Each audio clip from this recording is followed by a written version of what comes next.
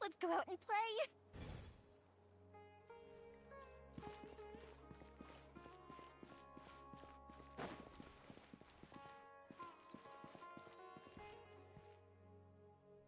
Let's continue our chat here. Okay, so do you have any ideas on how we can investigate the sages, Nahida? Actually, I've already done a little bit of work on that. But for now, I want to hear your thoughts.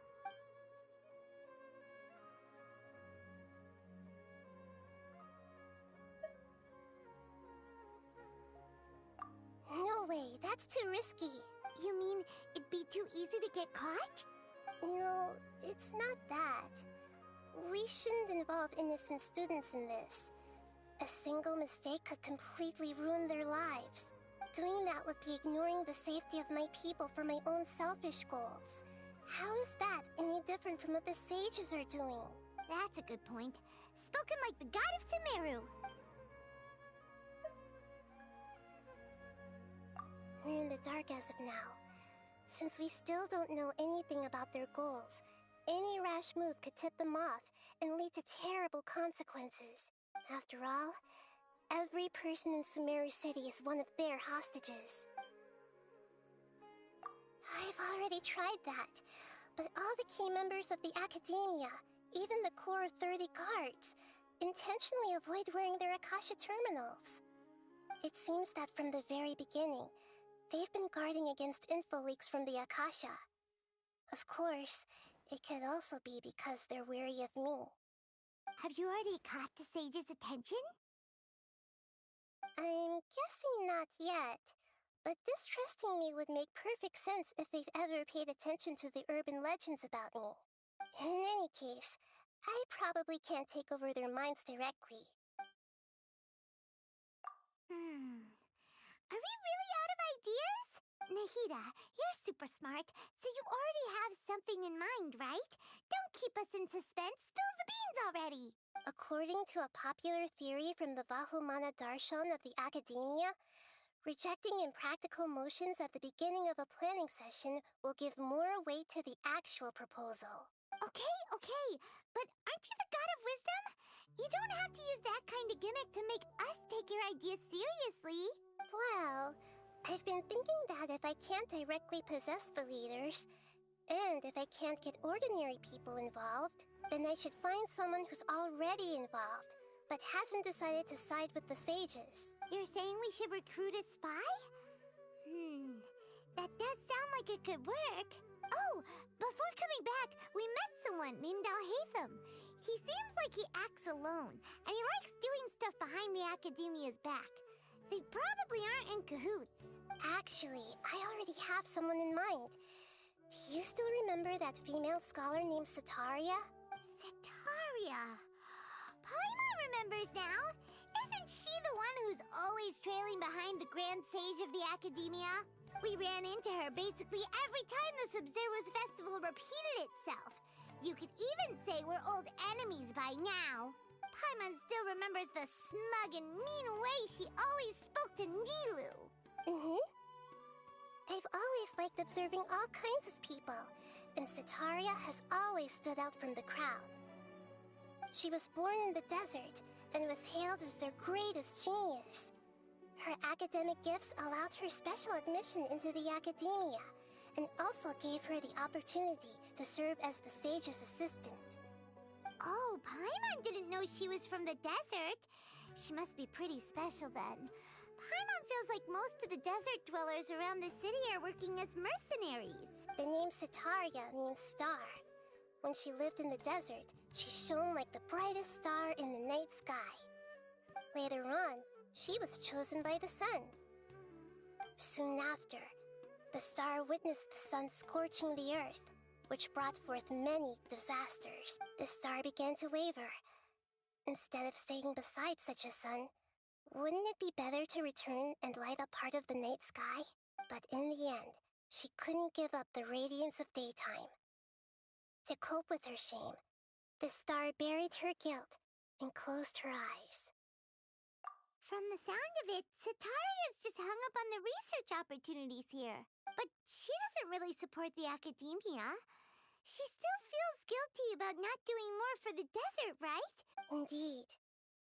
When they are presented with complex moral issues, many people will simply plug their ears and go with the flow until the problem can't be fixed anymore. She's suppressing a lot of guilt, but before she realized it, she had already become the sage's accomplice. Right. We must somehow make her face her problems again. That way, not only can we get useful intel from her, but she can also use it as an opportunity to redeem herself. From my past observations, Setaria will take a day off from the academia every 10 days to do some shopping in the city. Tomorrow afternoon just happens to be a shopping day for her. That'll be our chance. To prepare, let's go check out some of her favorite spots, and have a quick chat with a few of the vendors there.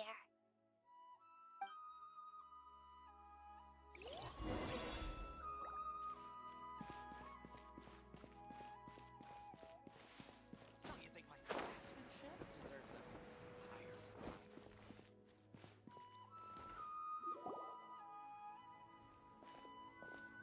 This should be Setaria's favorite fortune-telling spot. So should we ask the fortune teller about Setaria? No, I already have enough information on Setaria. The most important thing now is for you to pay attention to the vendor's talking style and key characteristics. Talking style and key characteristics? My poor lost lambs, have you become troubled over your fates? The divine voice of wisdom often echoes between mine ears. Huh? Really? Nahida, you've been whispering things to her? Shh!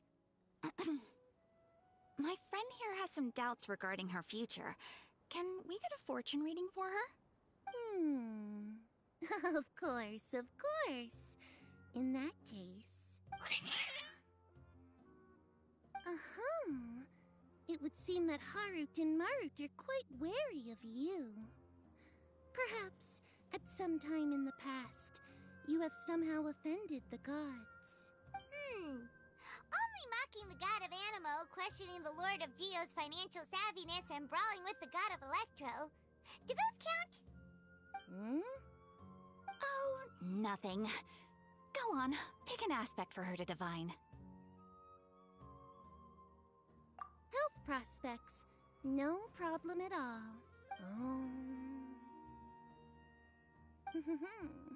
The gods have spoken. The truth shall be revealed. Your life shall continue on for... many tens of thousands of years? Impossible. Harut, Marut, did you two spoil my divination? I've never read a fortune so absurd. Actually, Paimon thinks this is probably the most accurate fortune-telling you've ever done. I admit that the orientation of today's celestial matrix is, suboptimal. Is that so? Well, that can't be helped. If you were to bring some food offerings for Harut and Marut on your next visit, perhaps they could help you reverse the wheels of fate.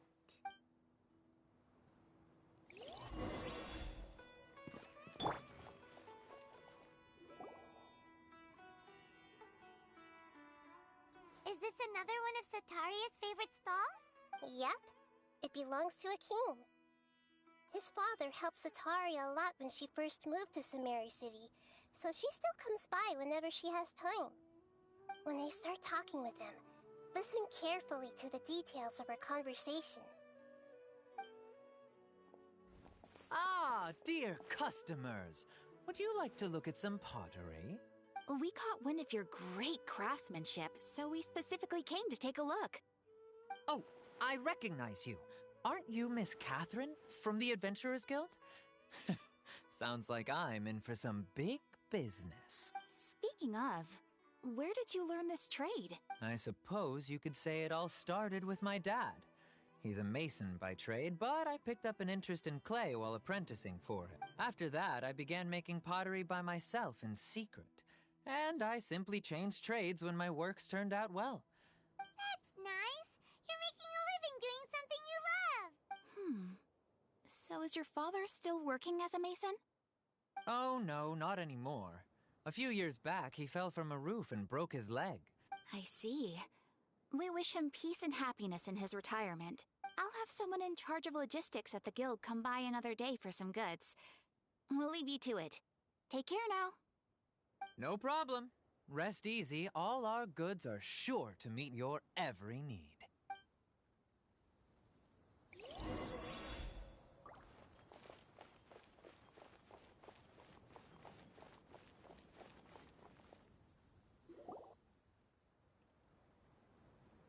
This should be our final stop.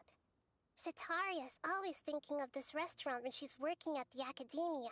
Nahida, you've really thought of everything. It's my duty to protect Sumeru's citizens, after all. Hi there. I feel like I've seen you down by the docks before. Huh? Sorry, I don't quite remember. If I recall, you were having a discussion with someone about shipbuilding at the time. Ah, that's right! I've always been really interested in feats of marine engineering. After all, I grew up in Liyue Harbor and spent my entire childhood staring at the ships going in and out of the port. I came to Sumeru to study, but failed to make it into the academia due to my lack of talent. But I'm still discussing all kinds of problems with different scholars, and I'm continuing to study and perform research from the restaurant's basement. What an admirable spirit for learning. Amazing. Sure, but you'll find hardworking people wherever you go. So this restaurant has a basement as well? That's right. It's not usually open to patrons. Most of the time, employees use it for breaks or... I see. Guess that makes sense. Well, good luck with your studies, Miss Chishan. Thank you so much. As long as I can make it into the academia as an official student, I'll be happy.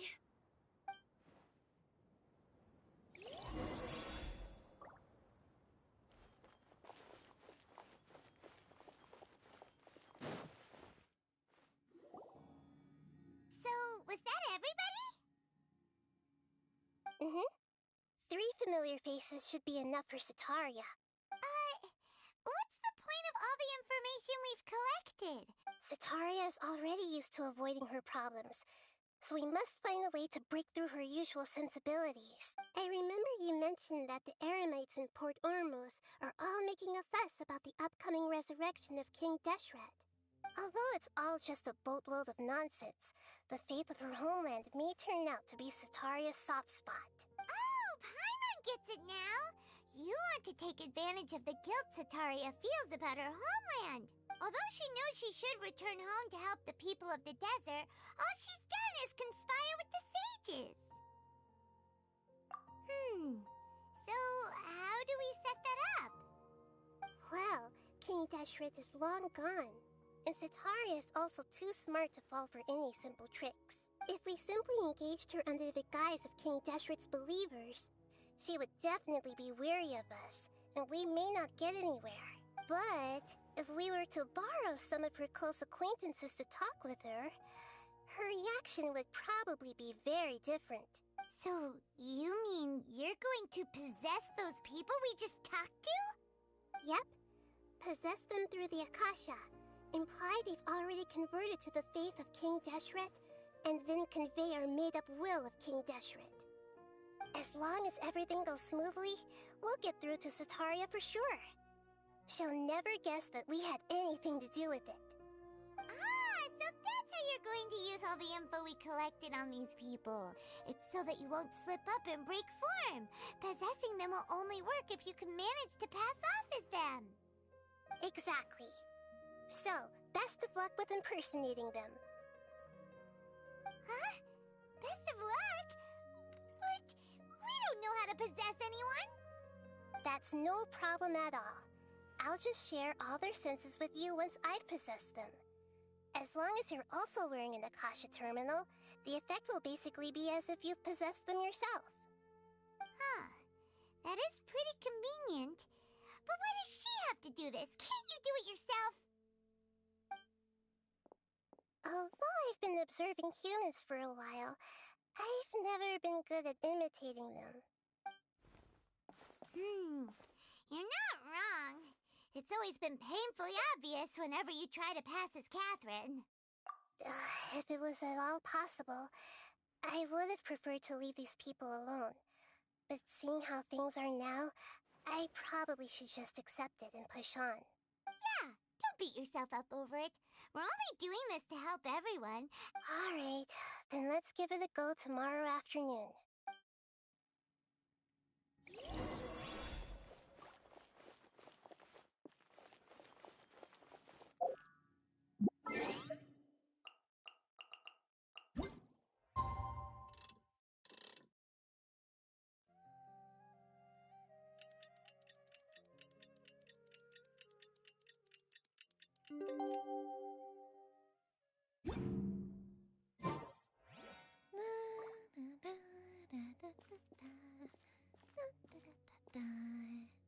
Oh?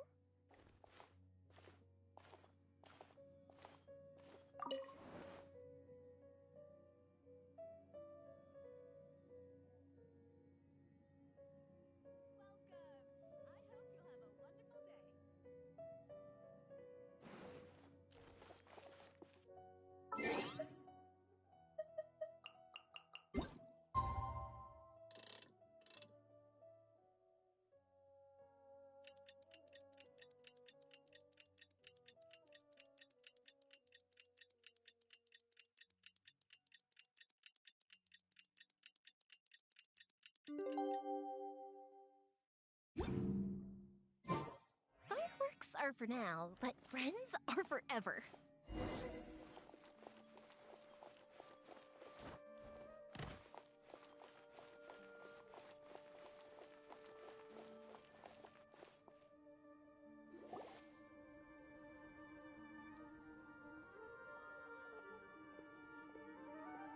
Oh, here she comes. Sataria's here. Let's quietly follow her. Once she starts talking to her acquaintances, we'll find a safe spot to begin possessing them. As for how we'll sway her to our side, I'll leave that to you.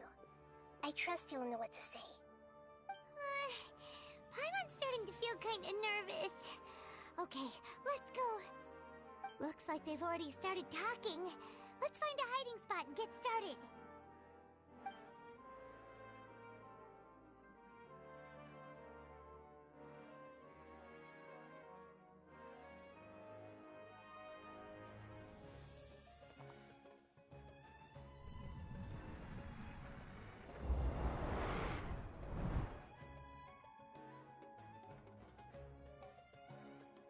That's right. You really can't force anything when it comes to love. And besides, everyone around me has a very different background and outlook. Are you still listening to me, Nabia? Oh, of course I'm listening. You were talking about troubles with your love life, right? I heard everything you said. Okay then. You just seemed a little distracted for a moment there. Strange. Your cats seem pretty worked up. Is something wrong? I always thought they were quiet, happy kitties. Oh, what are their names again?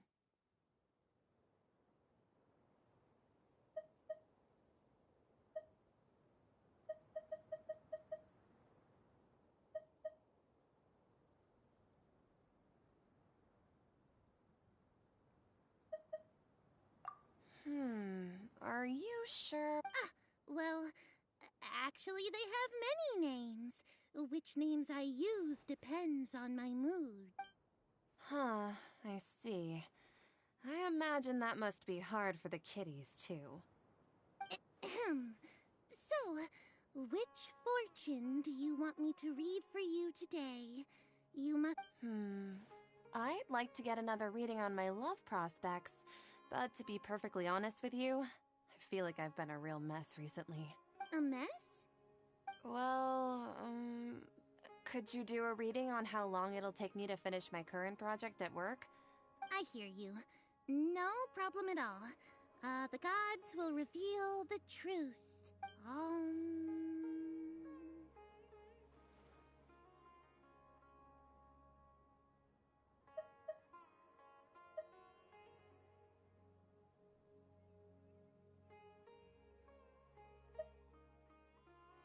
The gods are asking, Setaria, why haven't you gone home? Why haven't I gone home? Do the gods really know everything I've been thinking about? Setaria, why don't you just go home? It's a demand now instead of a question. The gods seem to be truly upset. I'm sorry. I know I failed the gods. Please pass on my most sincere apologies and ask for their divine forgiveness.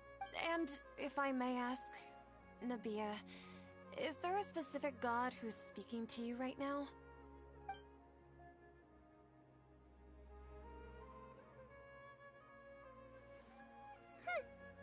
What an inconsiderate and naive question. The god who is speaking to me is, of course, the wisest and mightiest of all, King Deshret. King Deshret? No wonder he would make such demand of me. Even though news of King Deshret's resurrection has been spreading like wildfire, it's all just a misinformation campaign from the Academia. How can— What insolence! I am King Deshret's most loyal believer. Do you wish to refute his voice of wisdom? Oh, no. As a child of the desert, I am only reveling in his power upon learning that his divine glory has touched even this city. I will think very carefully about his demand of me. I'm sorry. I must go now. Wait!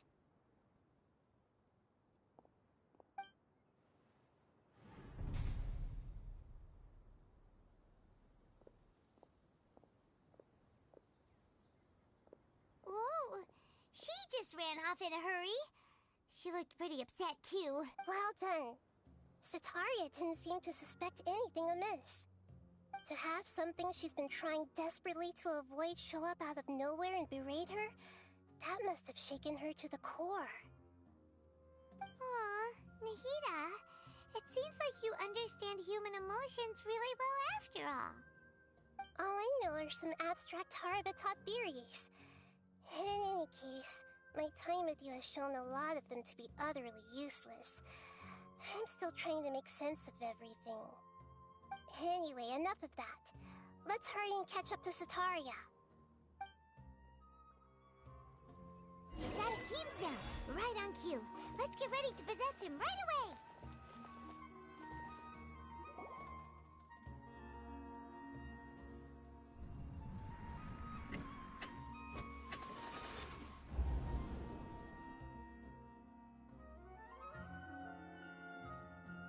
It's okay. I just got caught up in something. Oh, actually, didn't you ask me to help you look for work? What kind of work were you looking for again? Oh, right. Your old man's craft. How could I forget? Speaking of, how's he doing? Is he feeling any better?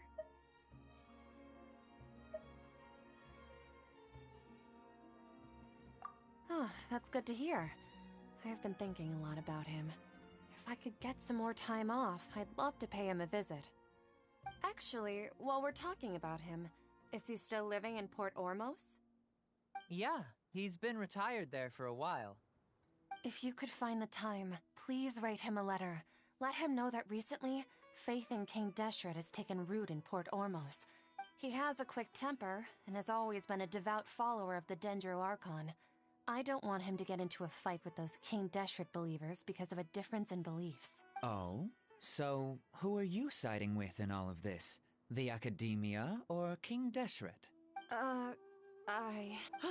I'm so jealous of you. You were born a child of the desert, yet you chose to betray King Deshret, and now you spend all your time with those crooks from the Academia. Akeem, you don't mean you've also become a believer of King Deshret? What's so strange about becoming a believer of the wise King Deshret? In fact, aren't you the strange one? The one who still can't pick a side? Can't pick a side? Me? Whoa! Paimon had no idea you'd be so good at this! You really zeroed in on the issue and put it right in front of her. It might feel a bit overwhelming for Setaria. But once everything is over, I'll be sure to pay her a visit to her mind and explain everything. Anyway, let's keep going.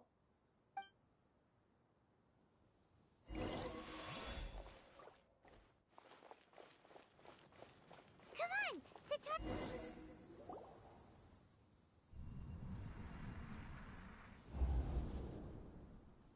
So, Shishan, have you noticed anything weird in the city lately? Like, as if someone was trying to preach to you about something? Oh, right. Speaking of strange things, I celebrated the Sub-Zerus festival so many times that I lost count. That was really weird. Wait, how could you be aware of that? That should be impossible. Nothing in the report indicated anything like that. Are you still failing to realize that the Academia's lowly tricks could never deceive all of Sumeru's citizens? Shishan, don't tell me that you've converted to King Deshret as well! What an absurd question. You make it sound like I should be ashamed for becoming a believer of King Deshret. In reality, shouldn't you be the one who is ashamed? You, who works side by side with the Academia, and treated people as nothing more than experimental subjects? Please, please stop! Even now, Setaria's still trying to run from her problems.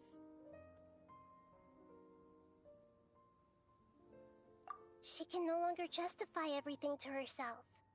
Hey, she's trying to talk to the guards! What should we do? This is the most important part of all. Quick, get ready. Mercenary, you're a member of the Corps of 30, correct? Please help me pass a message to the Matra right away. The situation in the city is getting out of control.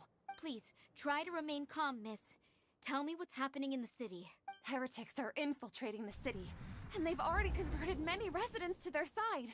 Heretics? What kind of heresy are you talking about? King Deshret! Many people I know have suddenly started believing in him, but he's long dead. It's impossible. Miss Setaria, nothing is impossible. You know my name? King Deshret is immortal, and all who defy him will one day pay the price. You must face the truth, Setaria. You tread a treacherous path, and the longer you ignore it, the tighter the Academia's grasp on you will become, and the deeper you will be ensnared. Child of King Deshret, never forget that the desert that belongs to you lies elsewhere. What's so strange about becoming a believer of the wise King Deshret? In fact, aren't you the strange one? The one who still can't pick a side? What an absurd question. You make it sound like I should be ashamed for becoming a believer of King Deshret. Setaria, why haven't you gone home?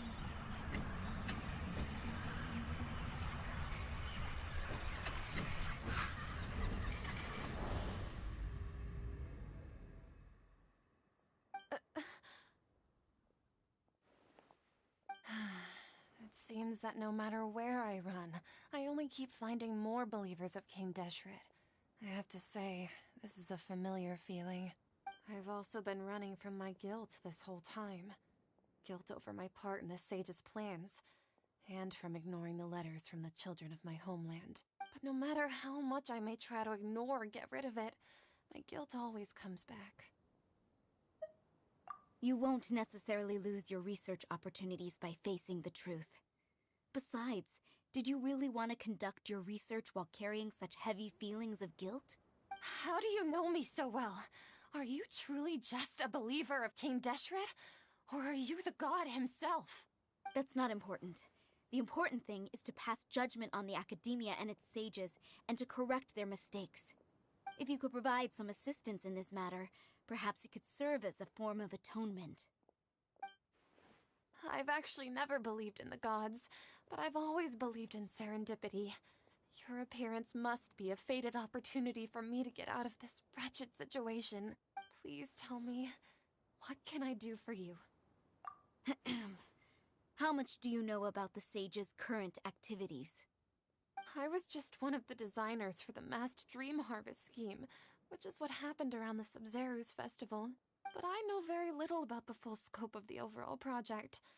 I'd assume that only staff with the highest clearance would have access to those confidential documents. I've just been working to meet the Grand Sage's specified requirements. However, there's something that's been really bothering me. I heard that a scholar who was previously expelled has returned to the city, and even the sages are still quite wary of him. To fight against the Academia, we will need to figure out the nature and the purpose of their work. Is there a way for us to get access to the confidential documents you mentioned?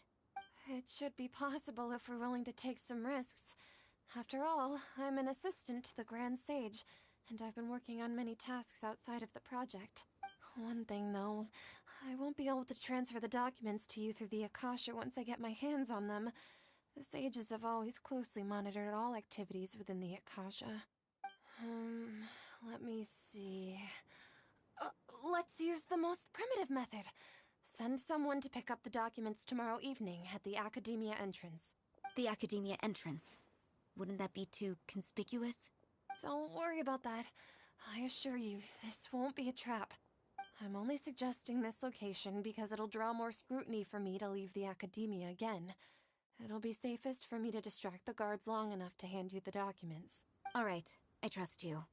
So, if I were to successfully complete this task, would it mean I've atoned for my wrongdoings? That'll depend on the judgment of the Dendro Archon.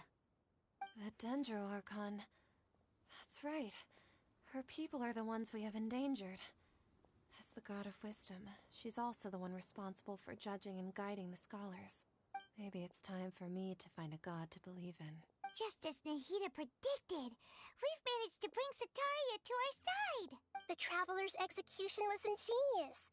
She's the one who deserves all the praise. Well, now that we've made plans to meet again tomorrow evening, all we can do is pray for Setaria's mission to go off without a hitch.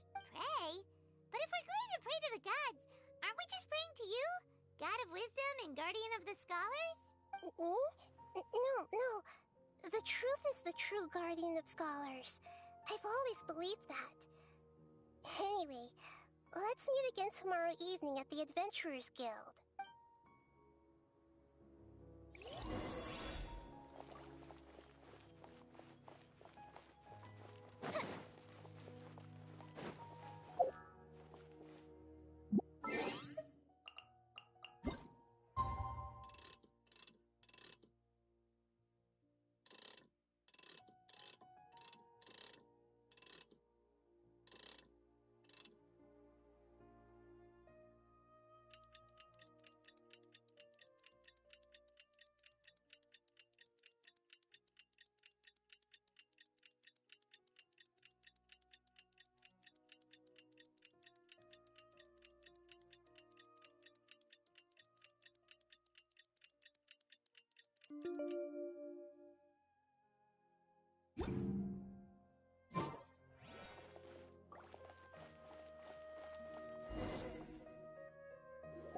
Catherine, we're here! Oh, you are the other Catherine, right? That's right.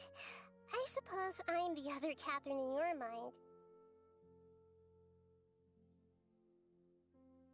Shh! We're on a secret mission tonight, so we need to protect Catherine's identity. Yep, Paimon's right. We cannot fully rule out the chance that the meetup tonight is just a trap.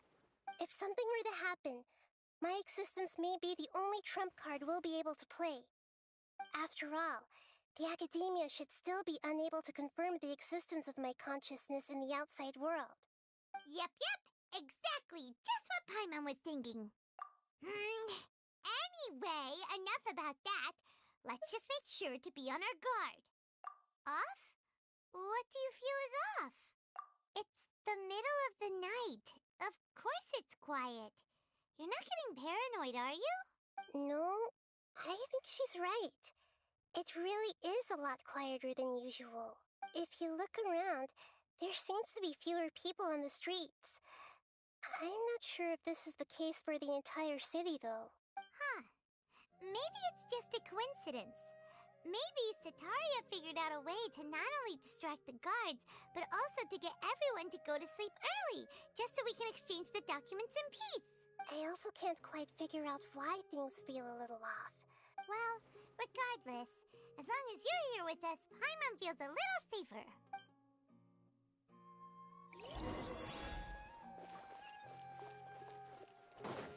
Huh. There really aren't many people out right now. Let's hope it'll be this quiet in front of the Academia, and that Setaria managed to distract all the guards.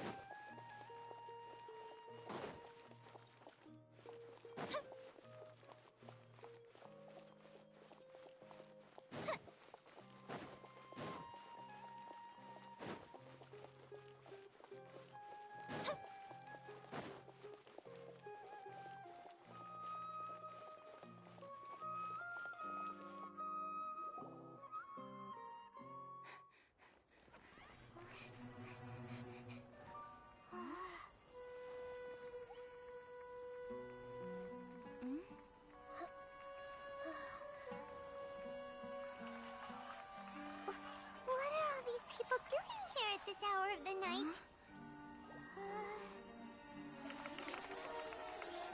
Ah, the triumphant hero returns at last. And to a rather spectacular welcome, even if I do say so myself. You're the outcast, expelled from the Academia. Indeed I am. Although these days they tend to call me the Doctor.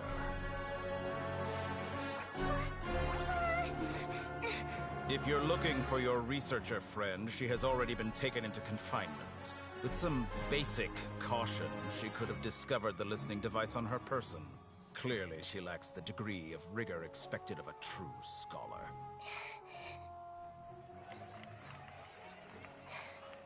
The people of Sumeru City. What have you done to them? I simply made some minor adjustments to their Akasha terminals. Now they can deposit information directly into the subconscious. As you can see, all these lovely people now believe this traveler is a hero who has just saved the world. My experiment is a success. And now it seems they can no longer hold back their sheer adoration. No, what should we do? These are all just regular people. Leave now. You need to get out of here. But that guy's a Fatui Harbinger. We can't just leave you here. Nor can I abandon the people of Sumeru.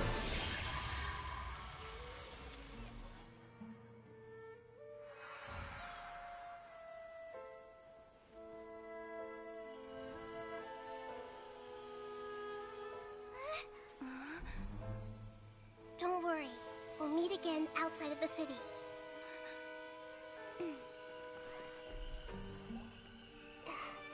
I see.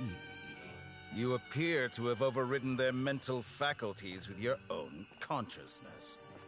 To possess such a powerful mind, you must be the God of Wisdom.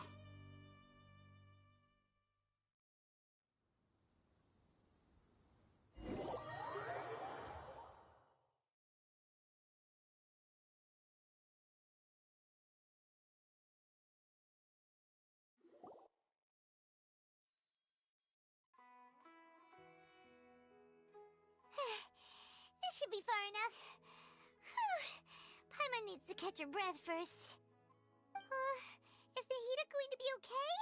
We only made it out because of her.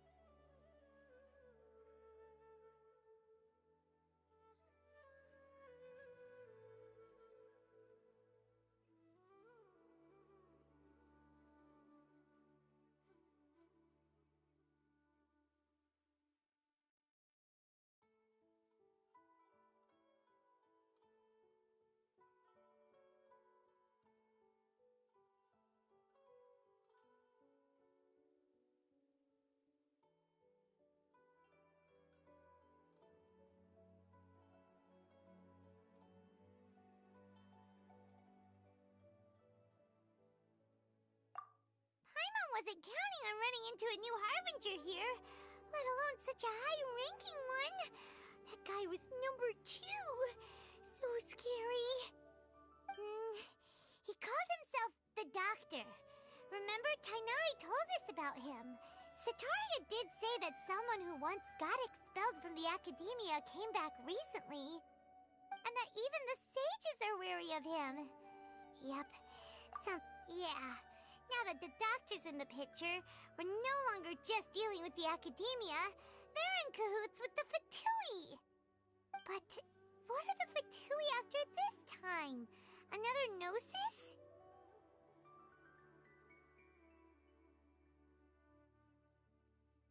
Yeah, things would be a lot easier with Nahida's help.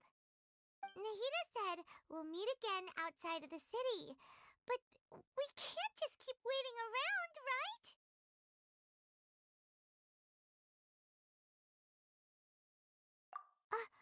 You mean... Oh, right! Wasn't he invited by the sages to work on some project when we were staying with him in the Vidia Forest? That has to be the same project! Even though he turned it down at the time, he might still know something. There's no time to lose. Let's go to Gandharvaville.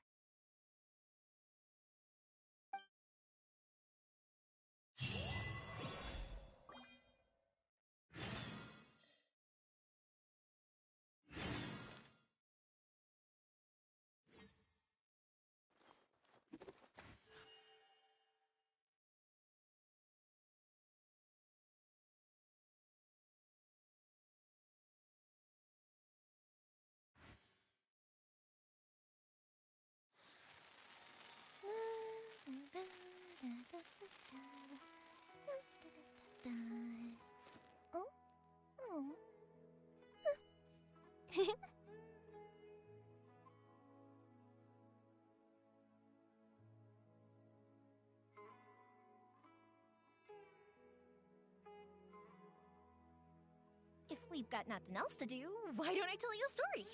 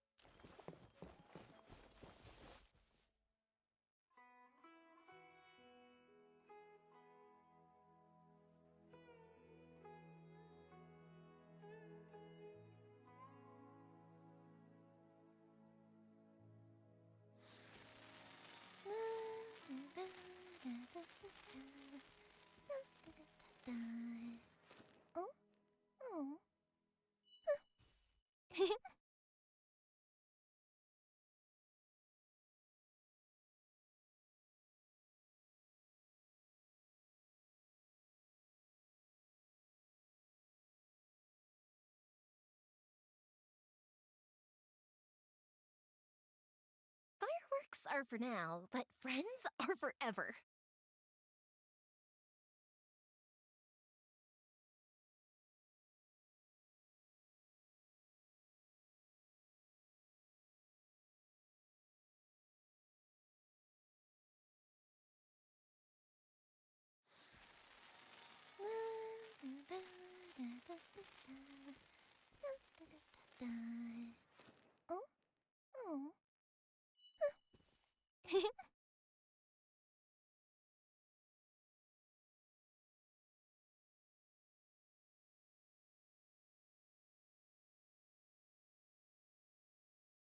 If we've got nothing else to do, why don't I tell you a story?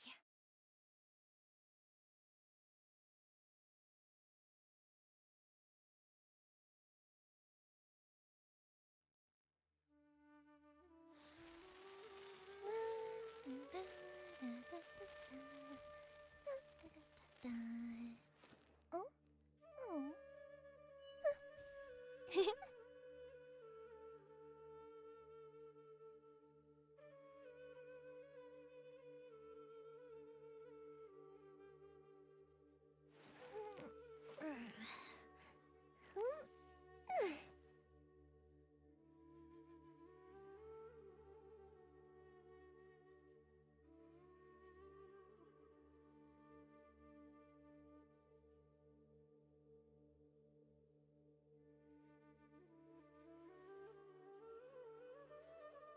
Fireworks are for now, but friends are forever.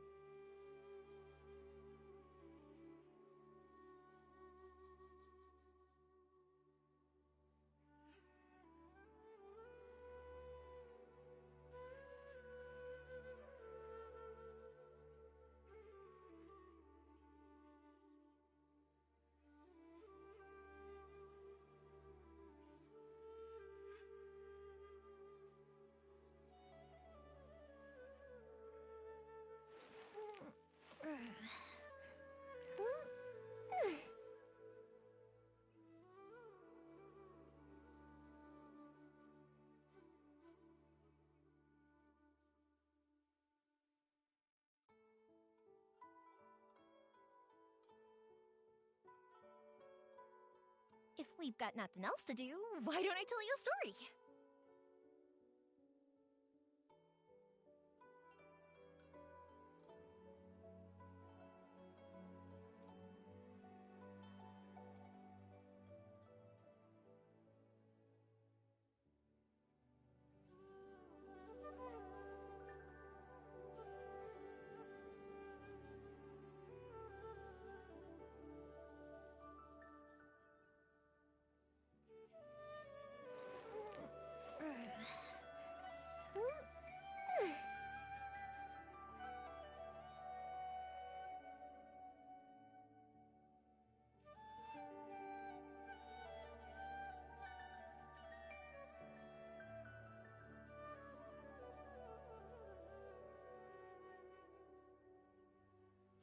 Have you ever kept goldfish as pets? They're very cute.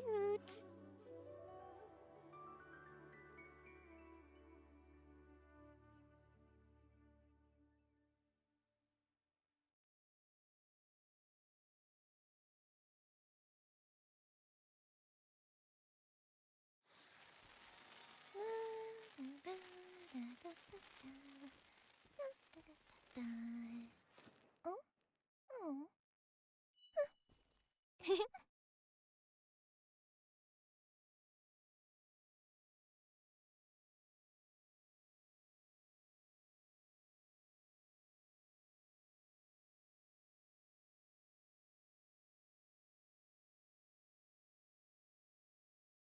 Fireworks are for now, but friends are forever.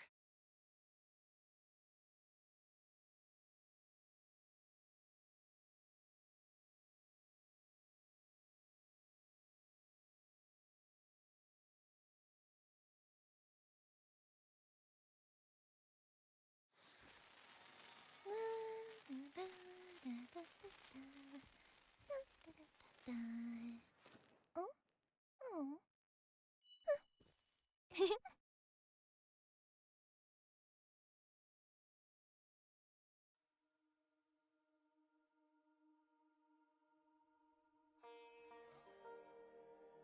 If we've got nothing else to do, why don't I tell you a story?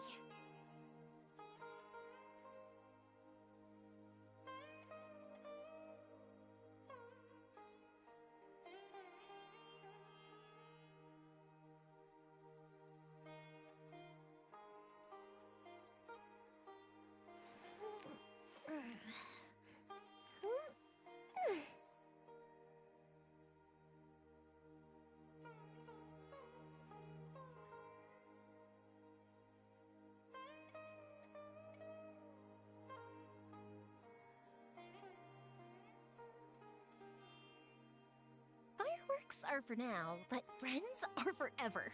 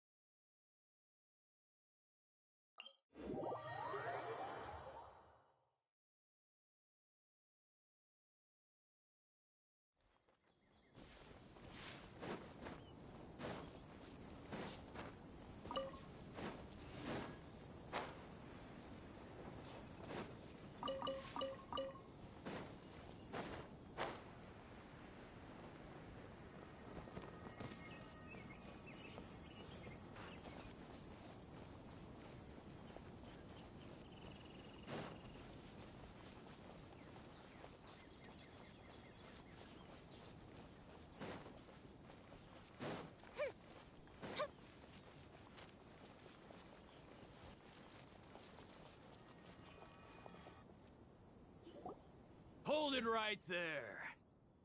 A blonde-haired traveler and a floating fairy. We've got you, all right. Take a look around. You've fallen right into our trap. Are you mercenaries from the Corps of 30? Did you come here to arrest us? Corps of 30?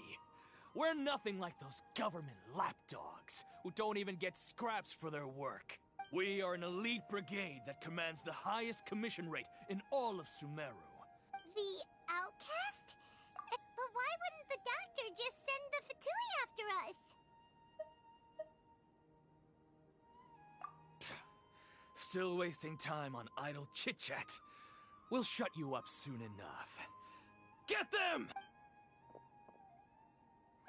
You're up, Traveler!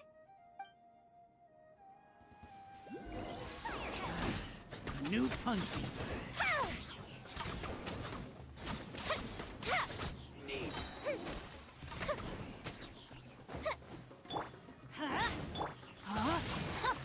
There is no escape. That! That! Time for a light show.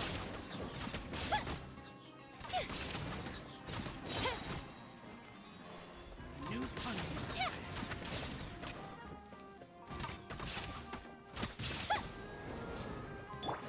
Let's light it up.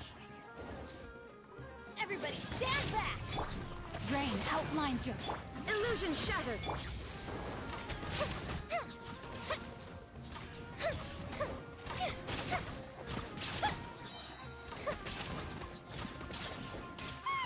It isn't over yet! Here comes reinforcements! Rain cutter. Shine down.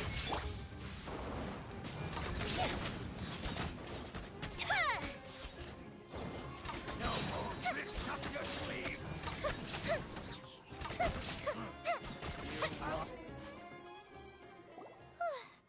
That was pretty rough. Is that what elite mercenaries are like?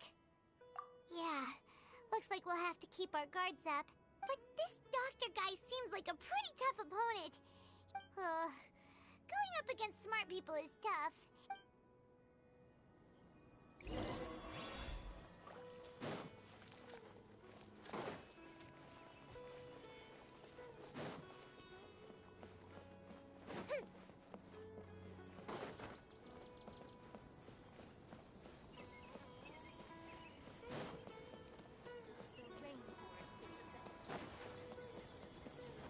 Up and away.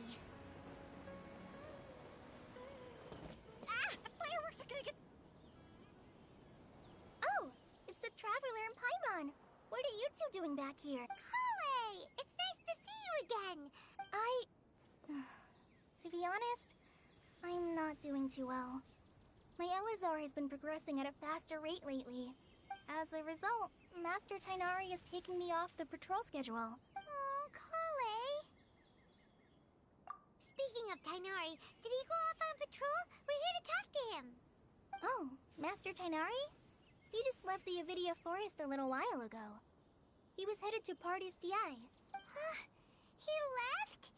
What? Isn't Tighnari always saying that he never wants to leave the Avidia Forest? I thought it was weird too. Master Tighnari always prioritizes his work as a forest watcher above everything. No, I only found out that he left through a message he left behind. He also made sure to delegate all his tasks using a schedule. To leave in such a hurry? I'd guess he had something urgent to take care of. Master Tighnari originally studied in the Amorta Darshan of the Academia, and Partis DI is something like the Amorta's research base. I know that before he became a forest watcher, Master Tighnari once spent a long time conducting research at Partis DI. A research base, huh? Gotta wonder what kind of research Tighnari just decided to work on all of a sudden. Oh, we don't have a lot of time, so let's go look for him at Partis DI. Don't worry. I'm fine. I'm used to living with Elazar by now. Got it. Will do. See you later, Kale.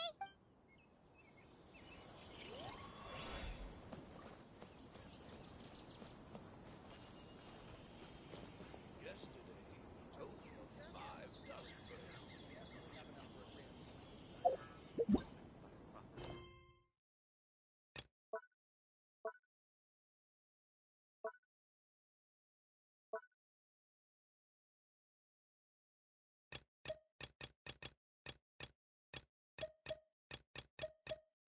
We've got nothing.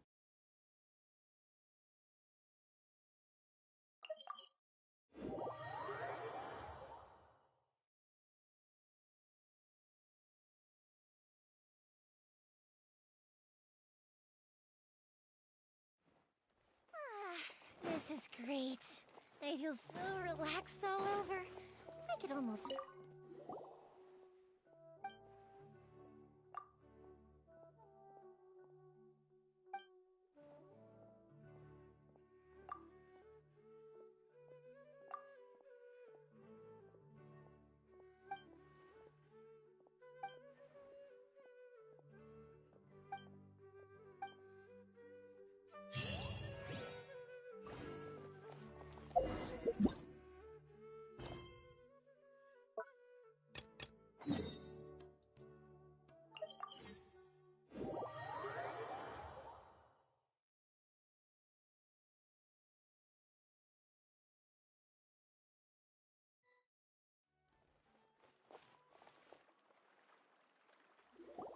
Wait! Look who it is! Thank goodness you're okay. We were so worried about you. Hey! This was supposed to be a touching reunion, but you're ruining the moment! Actually, it's very smart of the Traveler to be wary of me right now. After all, the Doctor has shown that his technology can apparently even control human minds. Plus, it's not like you could have known what happened after we split up and I was facing the Doctor by myself. Even a pool of stagnant water after a torrential storm can occasionally pass as a patch of sky. Paimon feels like only the real Nahida could come up with such an obscure analogy. Huh? But I wasn't trying to win your trust or anything. All I wanted was to clarify my point. Well, we understand that point now. Please, Nahida, tell us more about what happened. Are those poor people all right? When you left, I was still in the middle of restoring everyone's minds. Thankfully, when the Doctor mentioned depositing information into the subconscious, he didn't mean engraving information into their minds. Instead, he did something closer to creating hallucinations. Luckily, I managed to finish my restorations and mind jump away from him just as he was about to capture me. Whew. What a relief. The Doctor sure pulled out some hidden cards, but good thing we had Nahida with us. I wouldn't be relieved just yet. I gave away my true identity when I restored everyone's minds, which means we've lost another one of our trump cards. Also, the Doctor is already an expert at modifying Akasha terminals. Would that mean you'd no longer be able to jump between minds?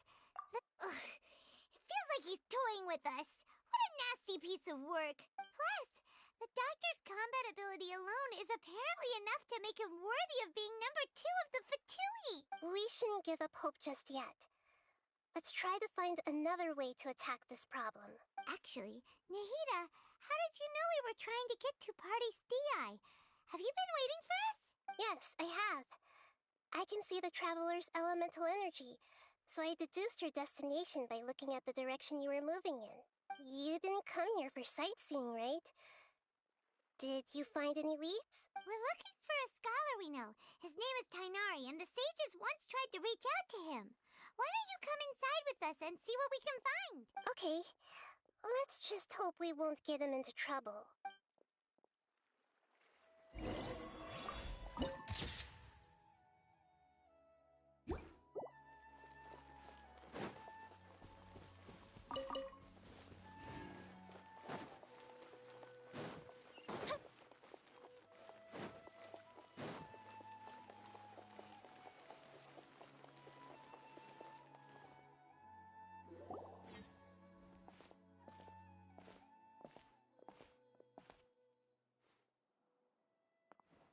Traveler?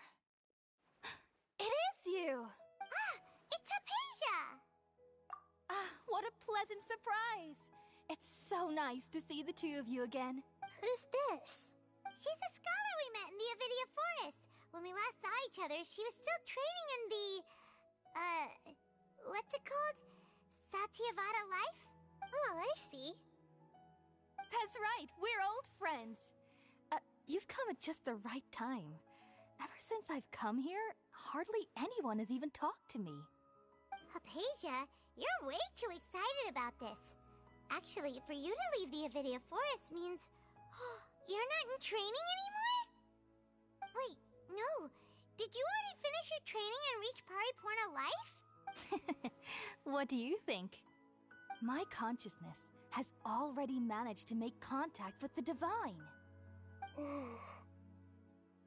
You did it! Congratulations! It's so exhilarating to share this sublime joy with others at long last! When my consciousness made contact with the gods. Ah, what a supreme and unparalleled experience that was! That sounds incredible!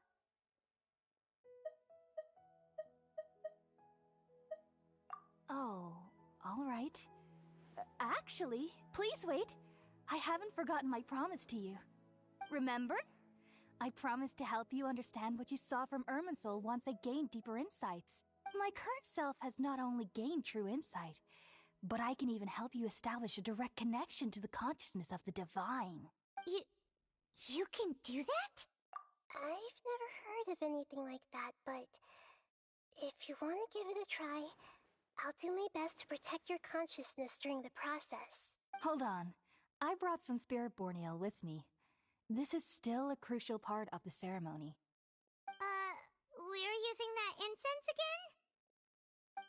All right now. Hold my hand. I'll help you establish a pathway to connect your consciousness.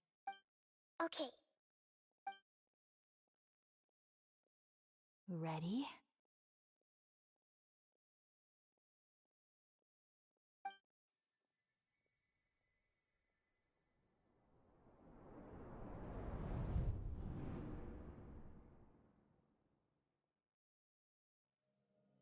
It took 3 betrayals for me to finally understand. The world is just an elaborate tapestry of lies. My fury will never be quelled. The first to betray me was a god. My creator. My mother. Valuing strength above all, she saw no worth in me and I was discarded. The second was a human. My family. My friend. Consumed by fear, he saw me as an abomination. The third was one exactly like me. A hope for the future. A fledgling barely out of the nest.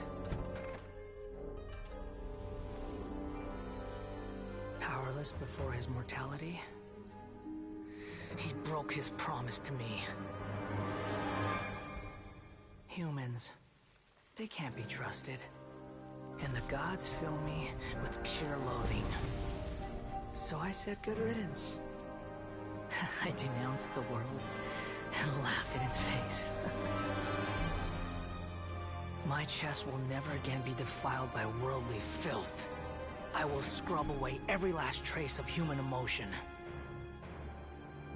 Then it will be empty, a blank slate, and ready to receive a supreme gnosis, brimming with pure divinity.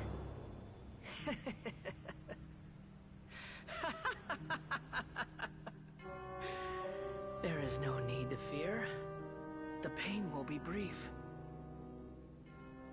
Your era is coming to an end.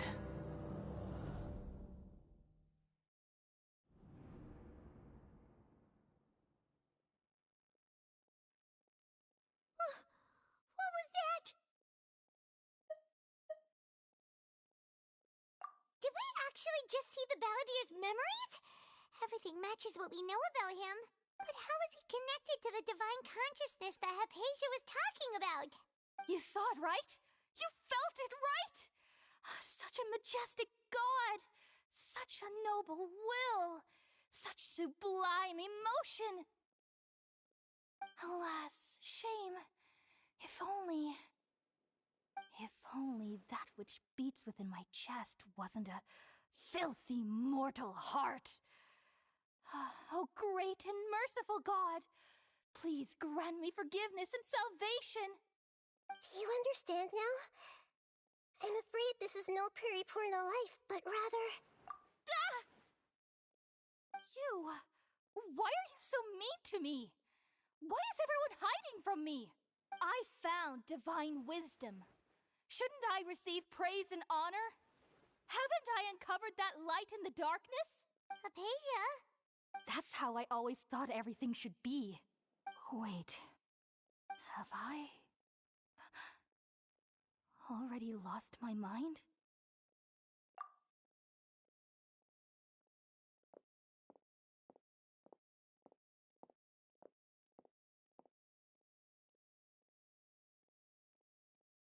Wait, something isn't right.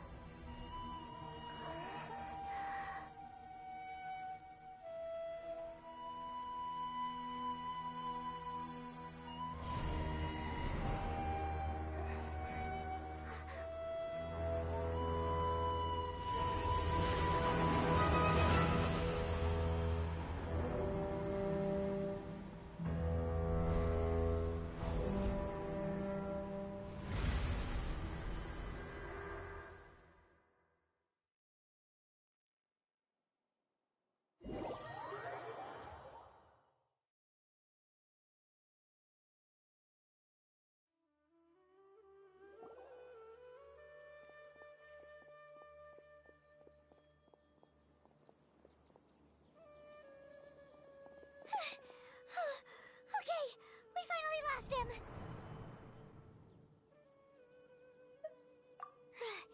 Are you okay, Nahida? Wait, no.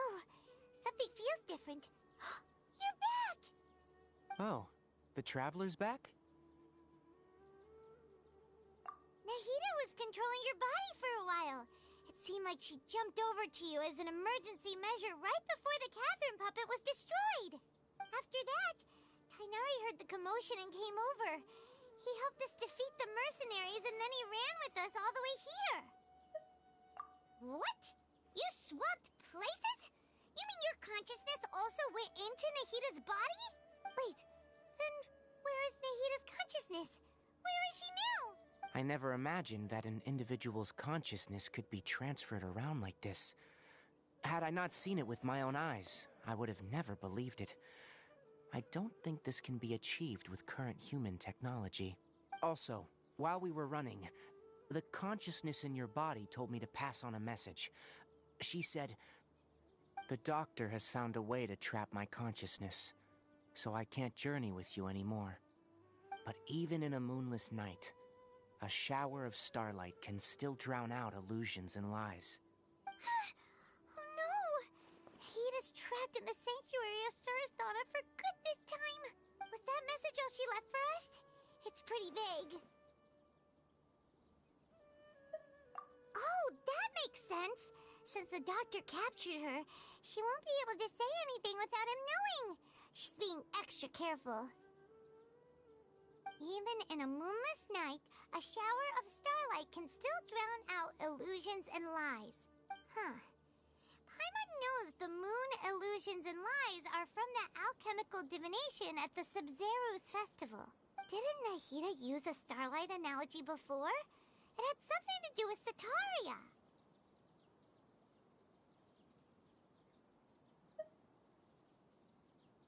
Oh, that makes a lot of sense. Huh. Do you think Nahida was telling us to go find help in the desert? But she isn't with us anymore. Think we'll be okay? Paimon, you said Sanctuary of Surasthana, correct? Does this mean that this Nahida you're talking about, the consciousness who was occupying the Traveler's body, is the Dendro Archon? Your guess is correct, but the situation's a bit complicated, so it's really hard for us to explain right now. That's all right. A scholar's curiosity doesn't need to be appeased right away. As for the complicated nature of the situation, safe to say I have witnessed that for myself. I've spent some time with you, and it looks like the Dendro Archon's also on your side. So, I trust you. Thank you, Tighnari. Oh, actually, we came here to ask you a question. What do you know about the project that the sages have been working on? Ah, that. While I was indeed invited to join that project, the sages were always secretive about its scope and goals, so I eventually declined. All I know is that the project has something to do with the restoration of Irminsul.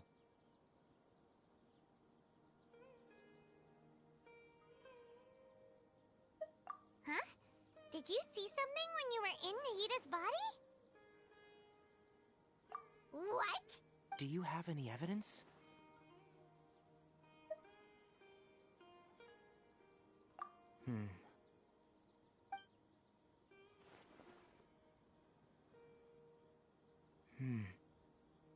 So that's what happened. That explains why Hypatia's symptoms were different from those of the other scholars who went mad. It's because she made contact with the consciousness of a new god who is still in the process of being born. Tighnari, did you leave the Avidia Forest because of Hypatia? I did. I noticed Hypatia's mental anomalies, but since her symptoms were rather atypical, I secretly took her to Pardis Di and began searching for a way to return her to her normal self. If I didn't take action, Hypatia would have already been taken by the Matra to the desert, doomed to a life of exile at Aru Village.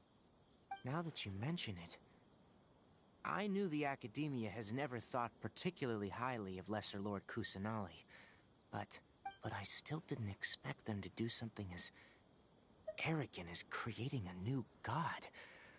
The Doctor and the Balladeer. We have 2 Fatui Harbingers in Sumeru. Sounds like we're in for a bad time. From your description, I don't think they've completed their project.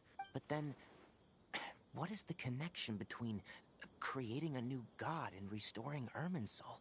Yeah, it feels like we're still nowhere close to figuring out the sage's goals. Right. We've pretty much gone over everything we need to know, so we should head out. How about you, Tighnari? What are you going to do?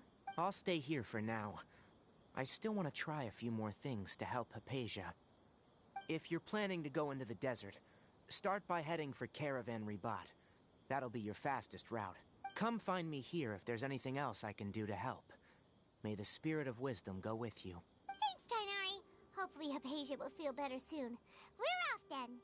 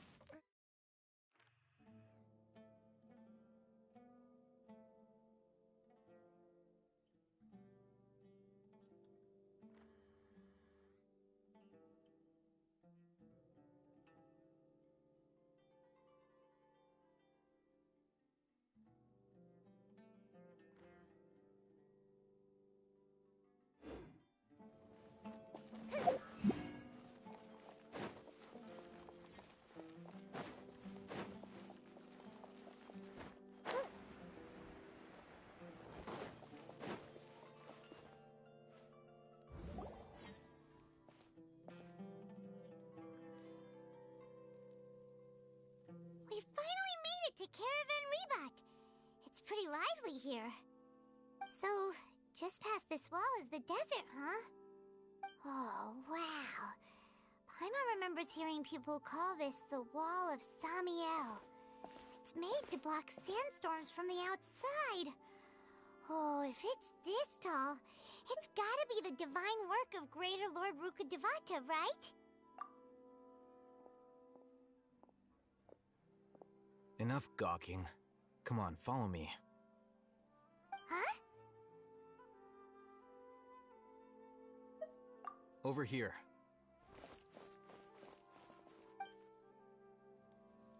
Oh, Haytham went that way! Let's hurry up and follow him. Wonder what he's up to.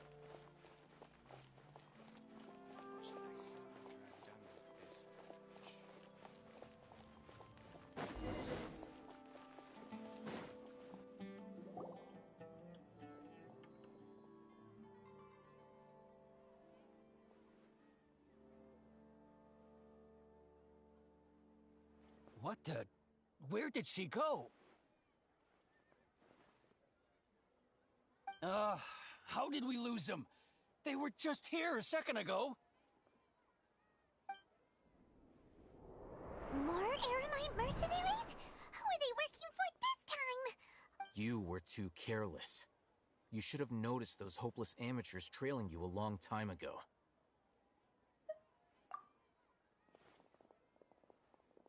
There's no need to thank me. I've never cared to keep track of personal favors.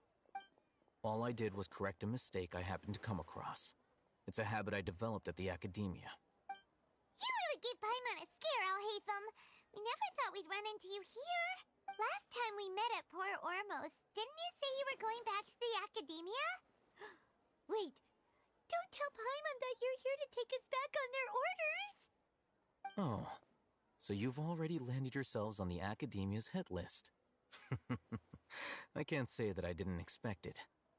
However, had I wished to turn you over to the Academia, don't you think you'd already be the Eremites' honored guests by now? Oh, right. You do have a point. I have no interest in running errands for that project. As a scholar, I've always belonged to the camp that promotes researcher autonomy. And these days, you're more fascinating than anything the sages can offer. Not quite. To tell you the truth, I'm still investigating the Divine Knowledge Capsule. Unfortunately, I've run into some difficulties. Everyone says the capsule originated in the desert and was eventually moved to Port Ormos. If I am to get to the bottom of this, I must understand how the capsule first came to be. Which brings me back to you, and why you're so interesting. The leader of Ain al-Ahmar used the Divine Knowledge Capsule right in front of you, and upon seeing him, your expression became perplexed, and you were lost in thought for quite some time. To have that kind of reaction, I think you must have realized something. Are you interested at all in sharing what you've been hiding from me?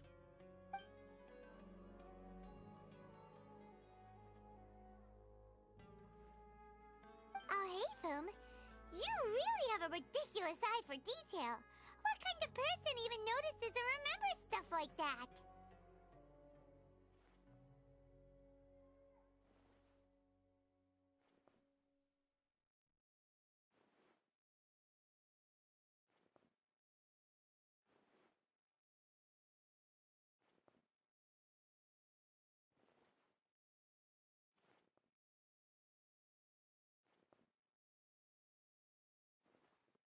So that's your answer. Well, I do work for the Academia after all. So considering that, it is indeed wise to keep your cards close to your chest. But that does prove you do have some undisclosed information about the Divine Knowledge Capsule. Am I right?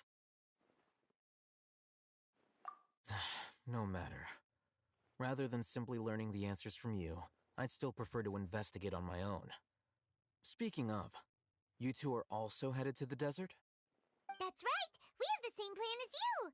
But we don't really have any concrete goals at the moment. Then I'd suggest starting with Aru Village.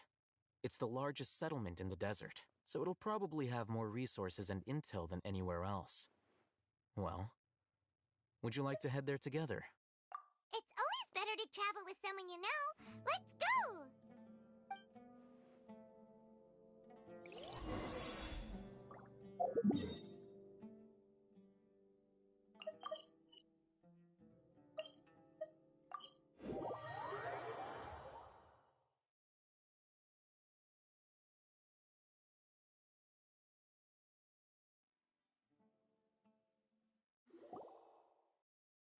Before us lies Aru Village, the safe haven of the desert folk. Whoa, this landscape is really something else. What a cool place! Let's go check it out!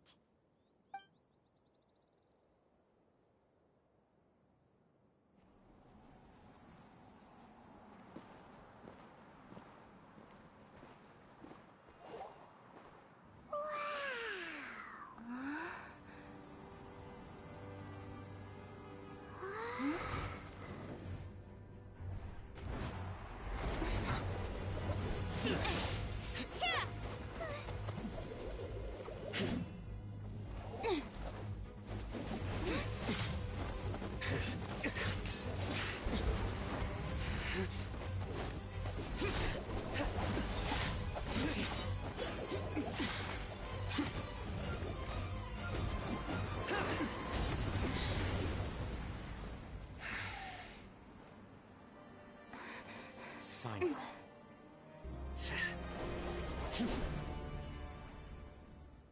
Unless my memory fails me, we have barely spoken 2 words to each other before now at the Academia. Would you care to enlighten me as to when and how I invited the General Mahamatra's wrath? Alhaitham, do not think you can escape my judgment just because you managed to escape my attack. Judgment? So that's how you'd characterize your actions here, is it? Or would elimination perhaps be a more accurate description? Had I used my full strength, not even this traveler would have been able to stop me. Though styled like an assassination, I sought only to ensure that my target would be unable to flee or resist. Standard practice for the Matra, as well you know. Seemed to me more like your own personal touch. Who is that, Alhaitham? Did you call him General Mahamatra? Yes. General Mahamatra Cyno, head of all the Matra at the Academia. He's a formidable hunter, and the ultimate nightmare for any who have committed academic crimes. You seem to have placed a lot of trust in Alhaitham, to the point of blocking an attack for him. If I were you, I'd never choose to side with him. I wouldn't believe a single word that comes out of his mouth. I have been pursuing this scribe for a long time. I urge you. Has Alhaitham done something wrong?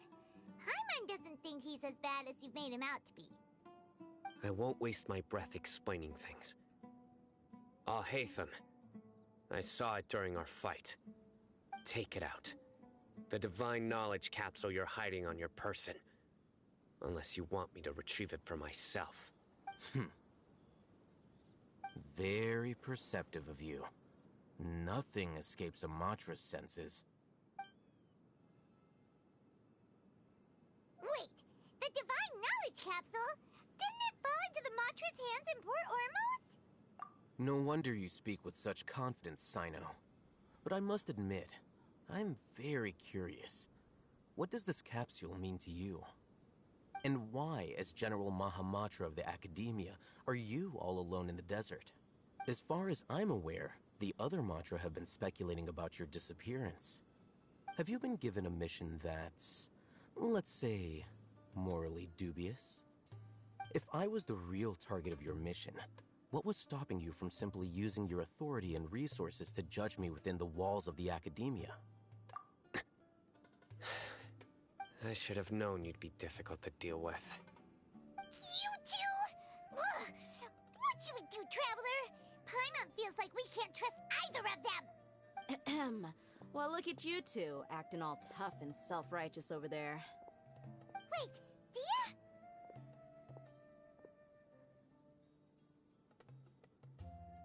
Great! Finally, someone that we can trust! You gotta help us out here, otherwise these two are gonna start fighting again! Yeah, sure looks that way. Two giants from the Academia duking it out once and for all. Not something you get to see every day, that's for sure. Listen, I know you academic types love to fill up your big brains with self-righteous morality and lord your empty rules and virtues over each other. But how dare you bring your petty disputes into the safe haven of Aru Village? It seems like someone's gonna have to beat some sense into your thick skulls until you finally learn to respect these grounds.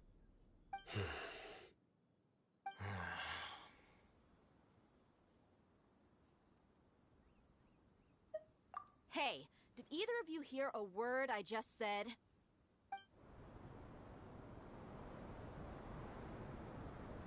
Whoa, what's going on? The wind's so strong! Is this a sandstorm? Paimon's gonna get blown away! Another sandstorm? What's up with these recently? Hey! All of you, over here, quickly! We have to take cover! Someone's calling for us! Oh, this wind is too strong! Let's get over there! That sounded like Candace. Come on, you two. Jeez, are all of you Academia folks such hard work? Move it! All right, stop yelling.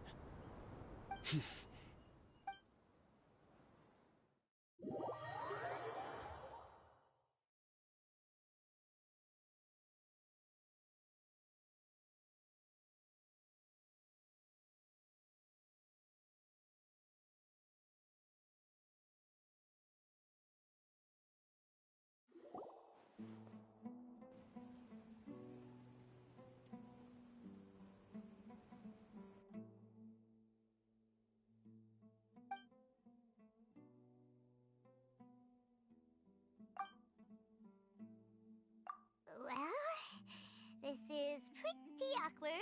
Hey, wanna play sardines with three people who wanna tear each other limb from limb? The air is so thick and heavy.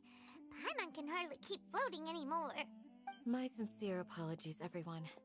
This is the home of our village chief. I will have to ask you to make do with this small room until the sandstorm dies down. Please, let me introduce myself.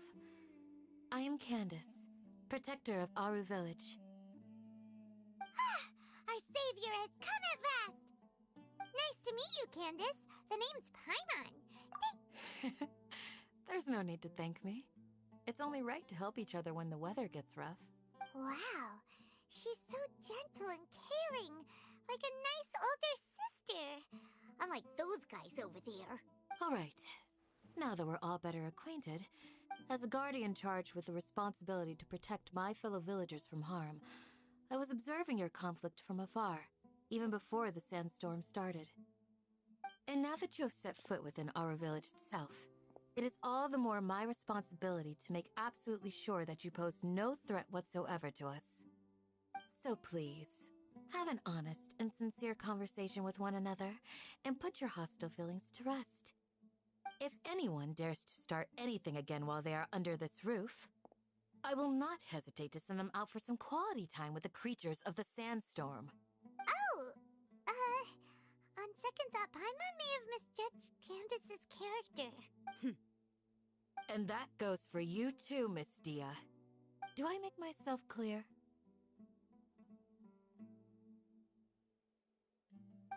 All right, we got it, Candace.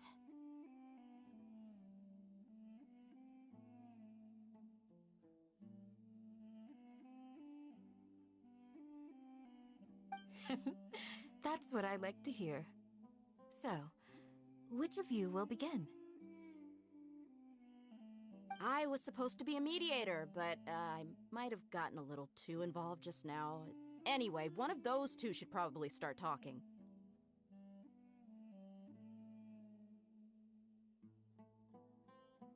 Wait, that was you trying to be a mediator? I have nothing to hide, so there's no shame in explaining myself. While Alhaitham wasn't wrong about the other Matra not knowing my whereabouts, it's not because I've been assigned a morally dubious mission. Rather, I've chosen to exile myself. Huh? Exile yourself? A little while ago, I discovered that there was data missing in the Academia's project planning and development files. What little they did report clearly did not match the project's actual progress. As General Mahamatra, I had the responsibility and authority to request an audit.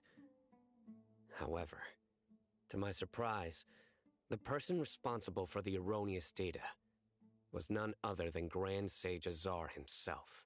I tried to investigate the issue myself before submitting a formal audit request, but I soon found that all leads and potential pieces of incriminating evidence were carefully concealed from me. I began to realize that they were cautious of me from the very beginning. Unsurprisingly, the Grand Sage rejected my audit request as soon as the submission reached his desk. The power of the General Mahamatra is granted by the sages. You have no right to judge us. So they really are up to no good. I realized then that to the Grand Sage, the Matra are nothing more than tools for the sages to assert and maintain their control over knowledge. The vows that we took, the principles that we strive to uphold, they are meaningless to the Academia of today. I believed it would be wise to flee the Academia before the sages had a chance to take action against me. This way, they can no longer see nor predict my actions. I will never give up on this investigation. There's no need for someone else to give me power or authority. Once I find the truth, I will administer judgment by my own name. Sino seems to have the same goal as us. We're all investigating the sages. Plus, now that he's no longer the General Mahamatra, he somehow feels a lot less scary.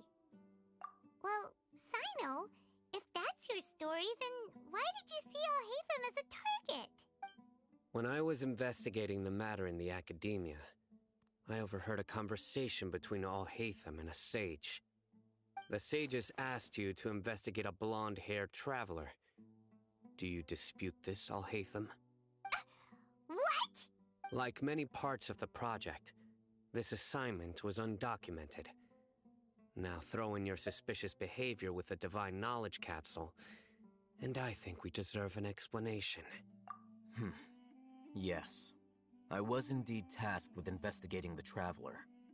Alhaitham! After all, the promised reward was so great that hardly any scholar could have refused.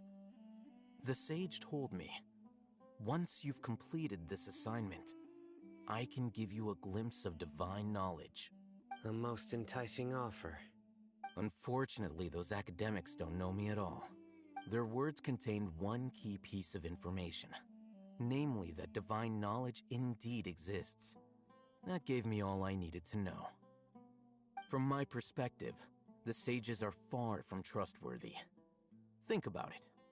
Isn't it a little strange they're so willing to share divine knowledge with anyone, even as a reward? So, I began my own investigation following the lead of the Divine Knowledge Capsule.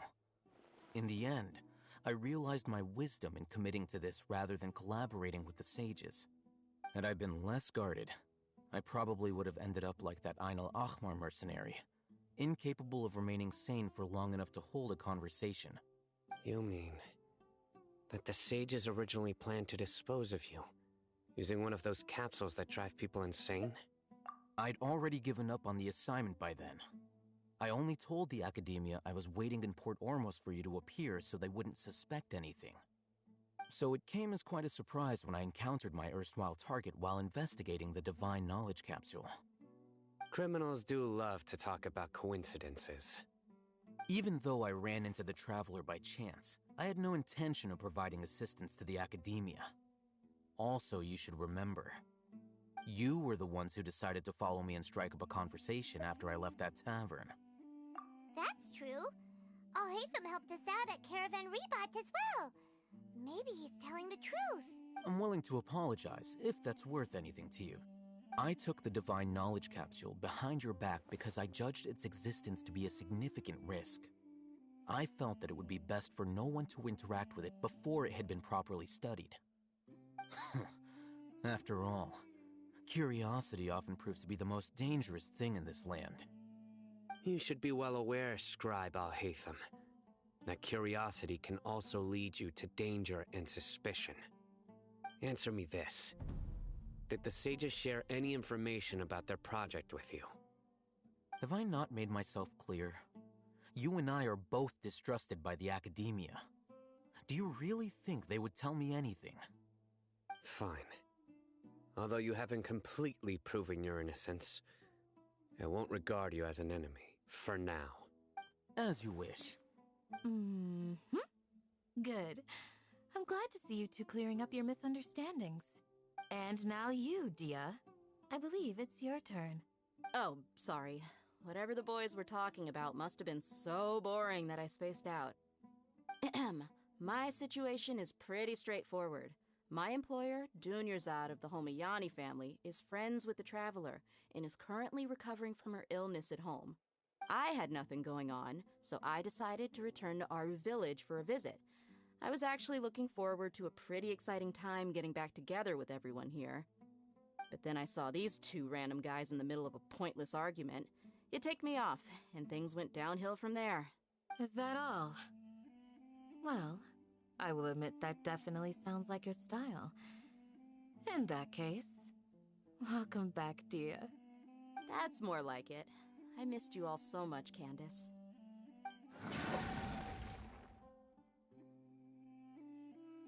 Whoa! What was that sound? No need to worry. Now that you're no longer at each other's throats, please make yourselves at home. I'll take a quick trip outside to clear out some of those creatures in the sandstorm. Creatures? In the sandstorm? Are you sure you don't want some backup? Fighting in a sandstorm is not for the faint-hearted. Anyone without extensive training in these conditions is at a disadvantage. You needn't worry. Yeah, just leave him to Candace. Don't worry, she's as tough as they come.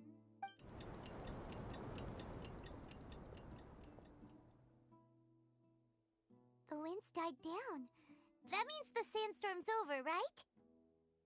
Candace still isn't back yet, though. Is she alright? Maybe we should go out and check on her. When you put it that way, even I'm starting to feel a little worried. All right, let's go. We've been here long enough, and the boys are as chatty as the floor.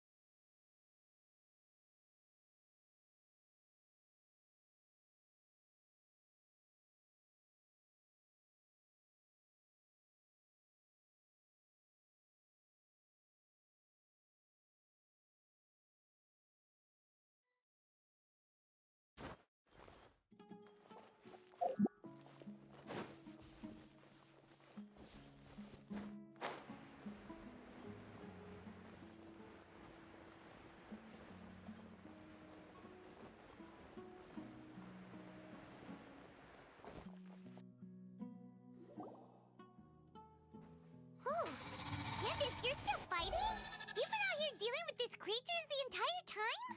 Yes. They just keep coming in waves.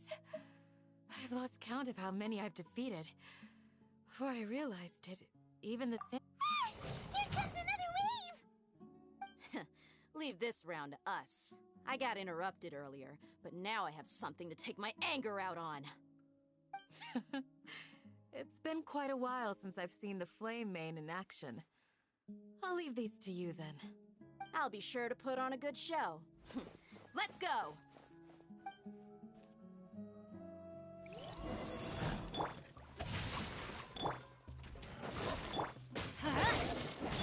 Feel the split!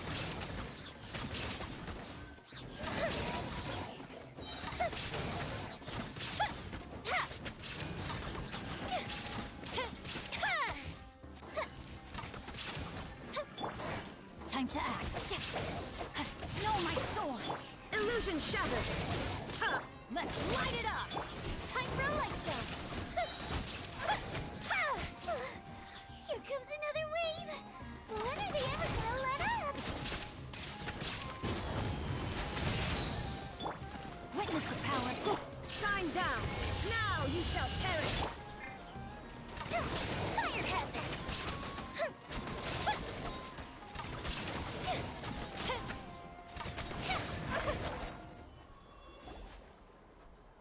The creatures stopped appearing. Was that the last of them? What we fought just now was probably the aftermath of the sandstorm. So we should be safe for the time being. Well fought, everyone. No injuries, I hope. Huh? Who are you? Ah, my apologies. I haven't had a chance to greet you yet. I had my hands full taking care of the village's elderly and children. I am the chief of Aru Village. Everyone usually calls me Uncle Anpu. Sir, I am also originally from the desert, but I have not been back for some time now. May I ask if such sandstorms are common? I can't say they've always been common, but recently the storms have become increasingly severe and frequent.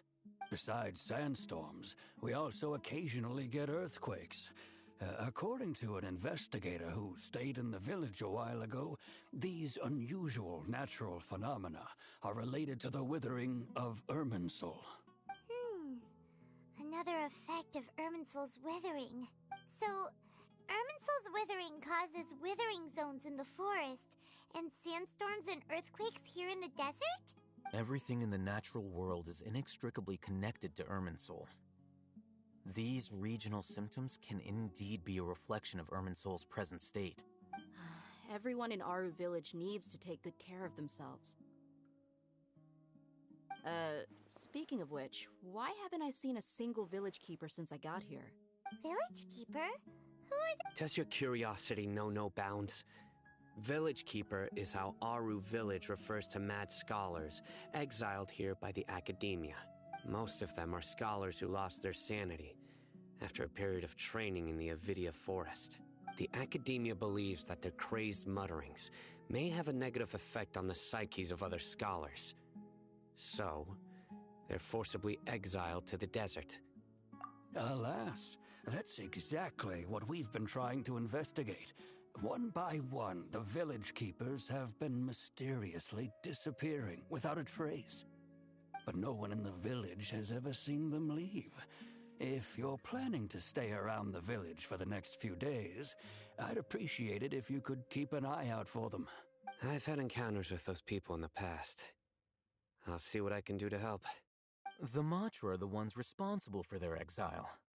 Now that you're no longer with them, are you trying to alleviate your guilt and atone for your past sins? I'm fascinated by how you think.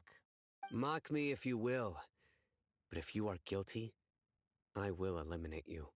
Oh, you're the former General Mahamatra.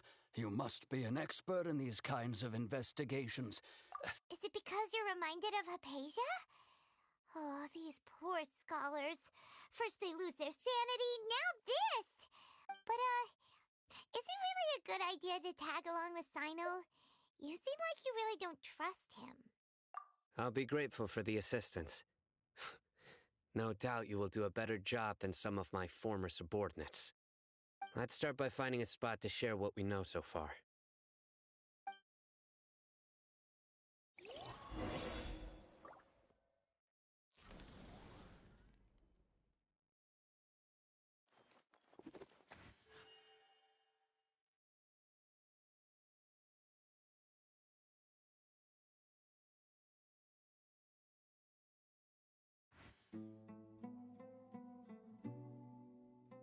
When in Aru Village, please respect the local customs.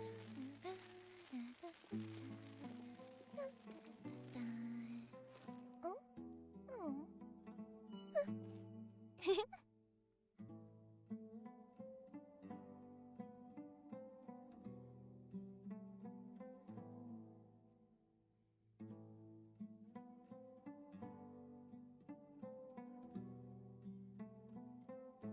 Fireworks are for now, but friends are forever. Customs.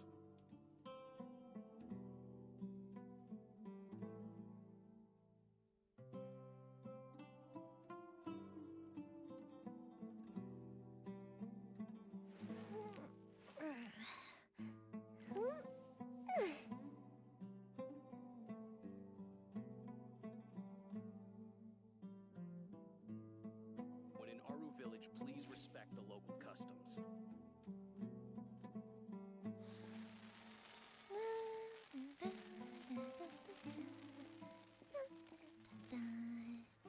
Oh? Oh.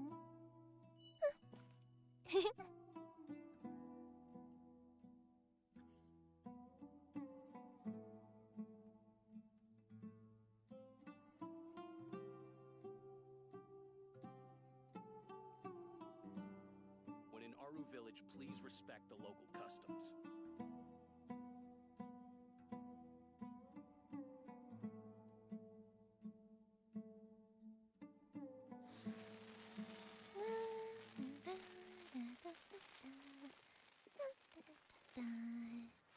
Oh? Oh.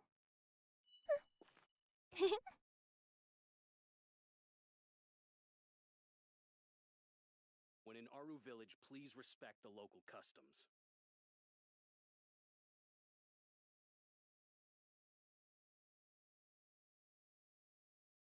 Have you ever kept goldfish as pets? They're very cute.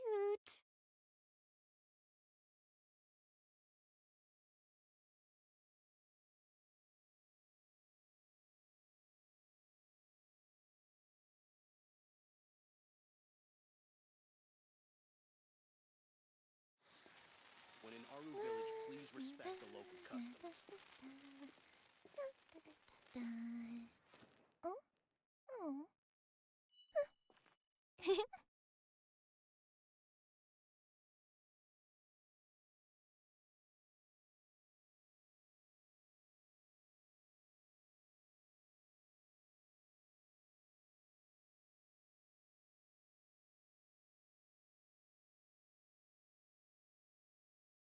When in If Aru we've got Village, nothing else please to do, respect the why local don't I tell you a customs. story?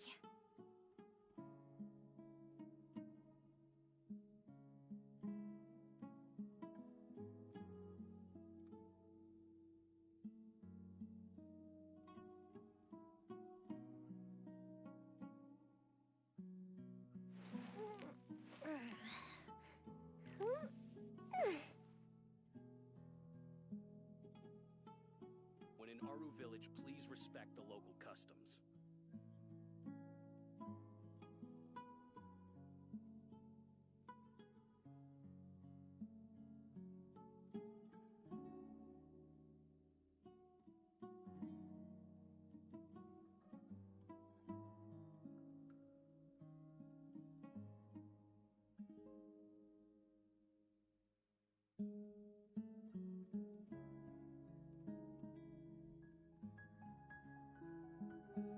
When in Aru Village, please respect the local customs.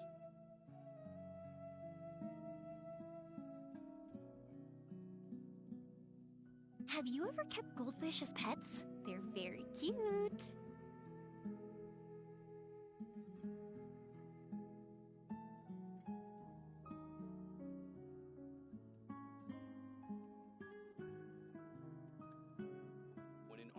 Village please respect the local customs?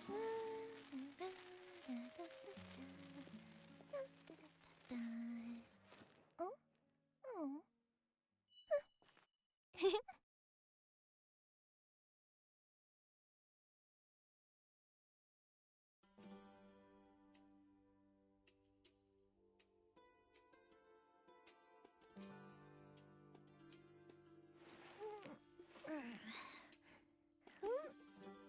When in Aru Village, please respect the local customs.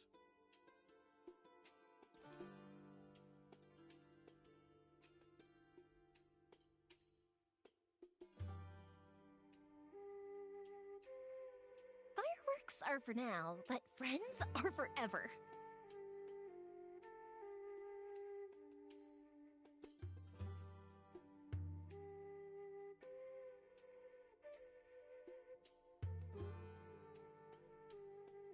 When in Aru Village, please respect the local customs.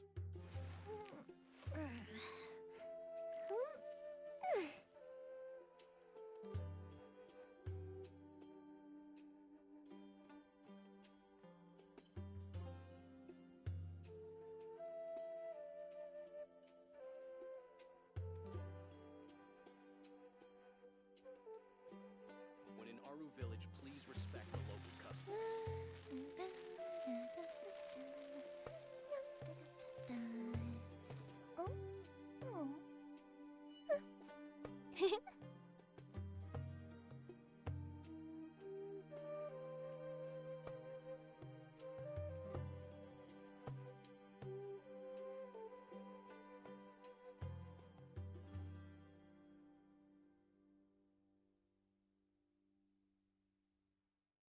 When in Aru Village, please respect the local customs.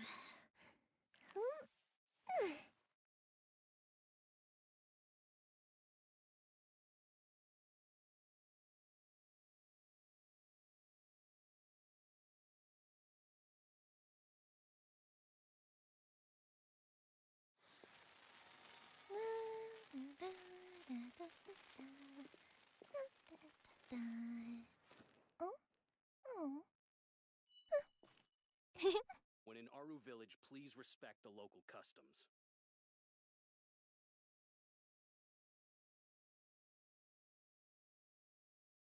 Have you ever kept goldfish as pets? They're very cute.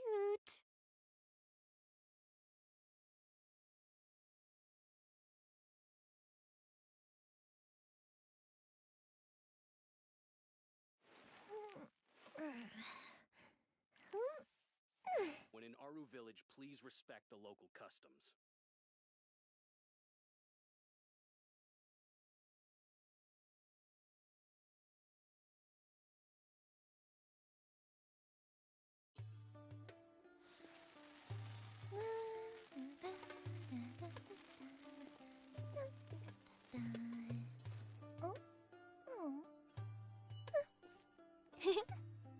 When in Aru Village, please respect the local customs.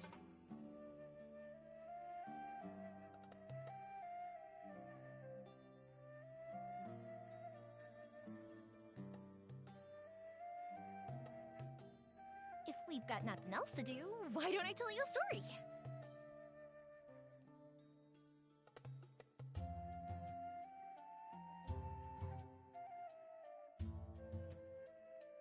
When in Aru Village, please respect the local customs.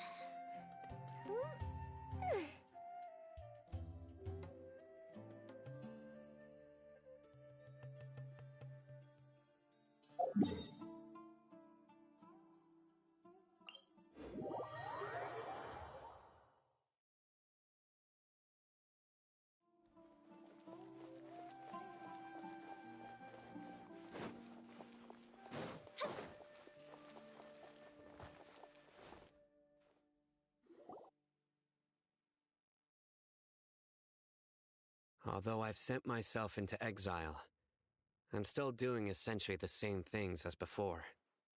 Do you still have any questions for me before we start? One of my former subordinates told me that this title has its origins in a strange incident. The Academia has long exiled mad scholars to Aru Village. A mysterious phenomenon exists here. When mad scholars first arrive, they are as incoherent and deranged as before. But after spending some time here, they invariably begin to calm down. Initially, the people of Aru Village greatly resented having to take in the mad scholars. But a strange incident one night changed that. Aru Village was struck by the strongest earthquake in living memory.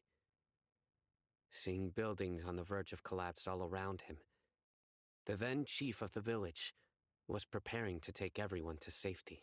Suddenly, he noticed a mad scholar crouching in a corner, caressing the ground with his hands. Despite the powerful tremors that ripped through the ground that night, all the houses remained upright, almost as if they had grown roots reaching deep into the ground. After that, the people of Aru Village treated the mad scholars with greater kindness, and began to refer to them as the village keepers. A soft green light? A mad scholar protecting Aru Village? Paimon thinks so too. Actually, Sino, do you know if any of the mad scholars continued to wear their Akasha terminals at Aru Village? In theory, they would continue wearing them so the academia could still monitor their activities. Oh, no wonder! Everything makes sense then! If you are able to draw a conclusion from this one story alone, then it appears you possess much more information than I do. So, what do you make of the story? Really? Lesser Lord Kusanali. What? You don't believe us? Lesser Lord Kusanali was definitely using the Akasha to give her power to the mad scholars! No, it's not so much that I don't believe you. I'm just struck by your reasoning. Lesser Lord Kusanali, the current Dendro Archon. Is she really active in Sumeru? The Academia has always placed far greater importance on the late Greater Lord Rukkhadevata. They've more or less ignored Lesser Lord Kusanali, and I've never had any reason to doubt their views. In addition, I've never heard any stories about Lesser Lord Kusanali and her deeds. To me, she might as well have been a god that never existed. No way! Nahida definitely exists! She's a... How should Paimon put it? She's a good Archon who's kind and wise, even if she says weird stuff sometimes. I've spent many years interrogating criminals, so I can easily tell when someone is lying.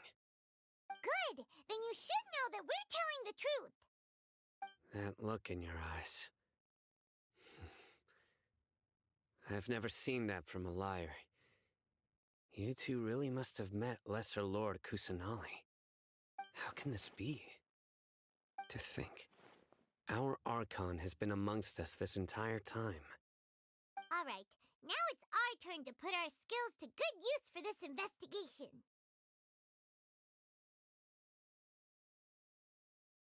But easier said than done, especially since we don't have any leads.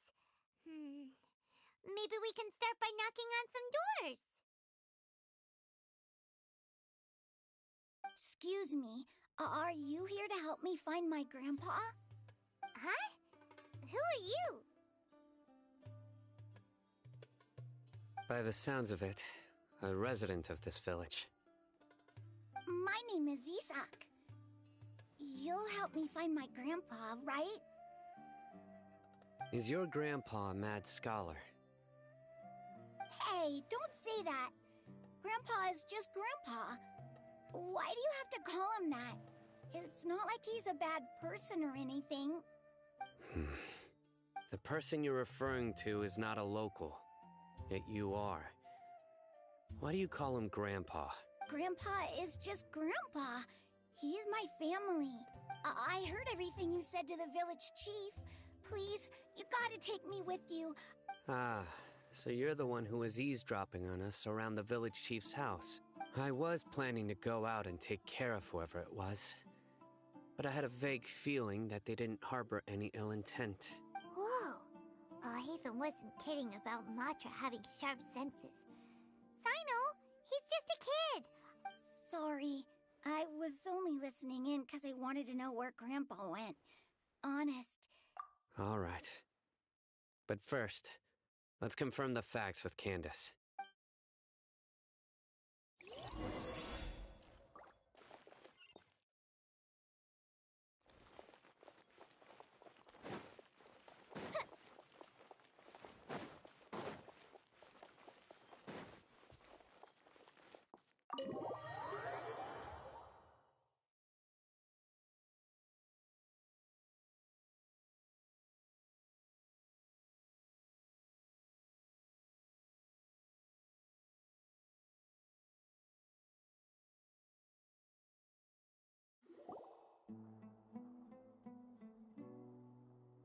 Cyno is super vigilant.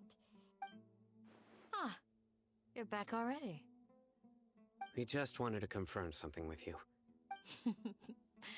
I had a feeling he'd go looking for you. Huh? You knew this would happen? Yes. Although he tried his best to stay hidden, I still noticed him eavesdropping outside the window. Isak's parents were both Aramite mercenaries who rarely returned to the village after finding employment in the city. He was raised by his grandfather. Unfortunately, it was only a few years before his grandpa passed away. Later, an elderly mad scholar arrived at the village. However, the scholar was unkempt in appearance and incoherent in speech. One summer night, the oft mumbling and bumbling Grandpa suddenly calmed down and seemed to become more lucid. So Grandpa walked up to Isak and patted him on the head. The next morning, Isak woke up and wanted to go find his grandpa again, only to realize his grandpa no longer recognized him. It's said that those who saw the scholar claimed he no longer appeared to be crazy, but appeared to be living in his own world, almost as if he were sleepwalking. Isak was thrilled that his grandpa was able to find peace, and would follow him all the time, asking him things like, "Grandpa, want me to take you somewhere fun?" or All this somehow just makes Paimon feel really sad. perhaps. Nearly everyone who lives in the desert has some form of hardship or regret. But even so, we must still continue on with our lives. It's also my reason for fighting.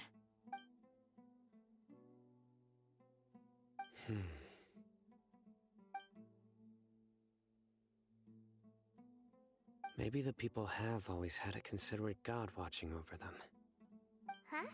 What did you say, Cyno? No, nothing. As long as Isak keeps his word and doesn't get in our way, we can take him along.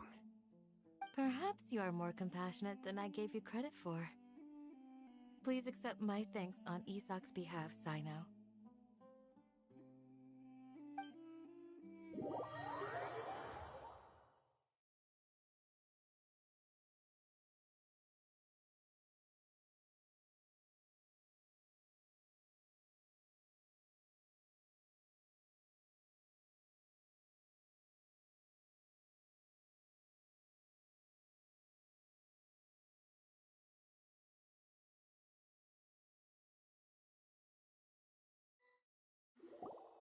Hey, Isak!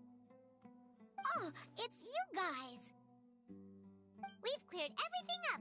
Let's go find your grandpa. Really? Wow! Thank you so much!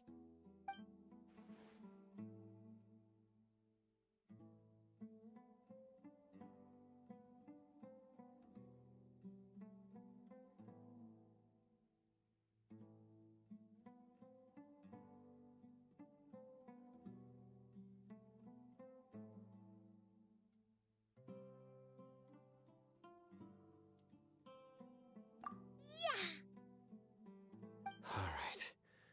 Let's ask the local residents some questions first.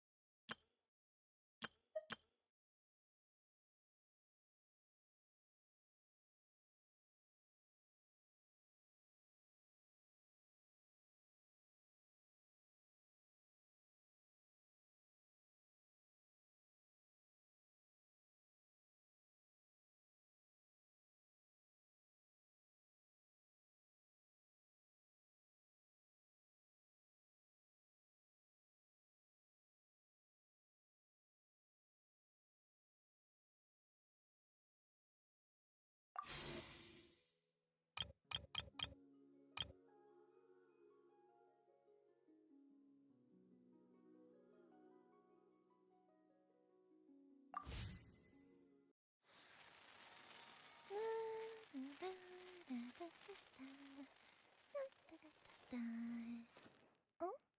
Oh.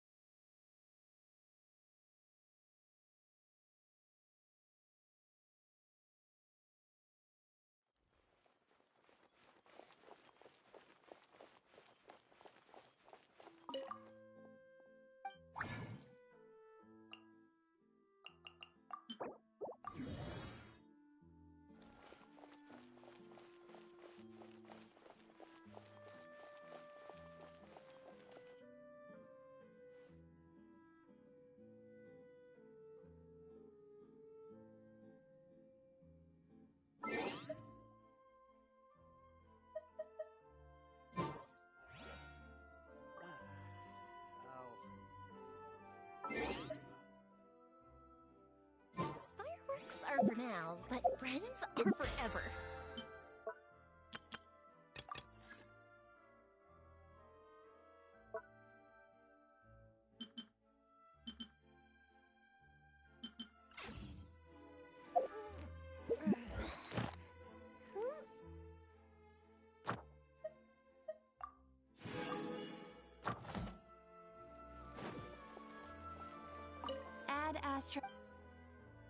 Thank you for complete.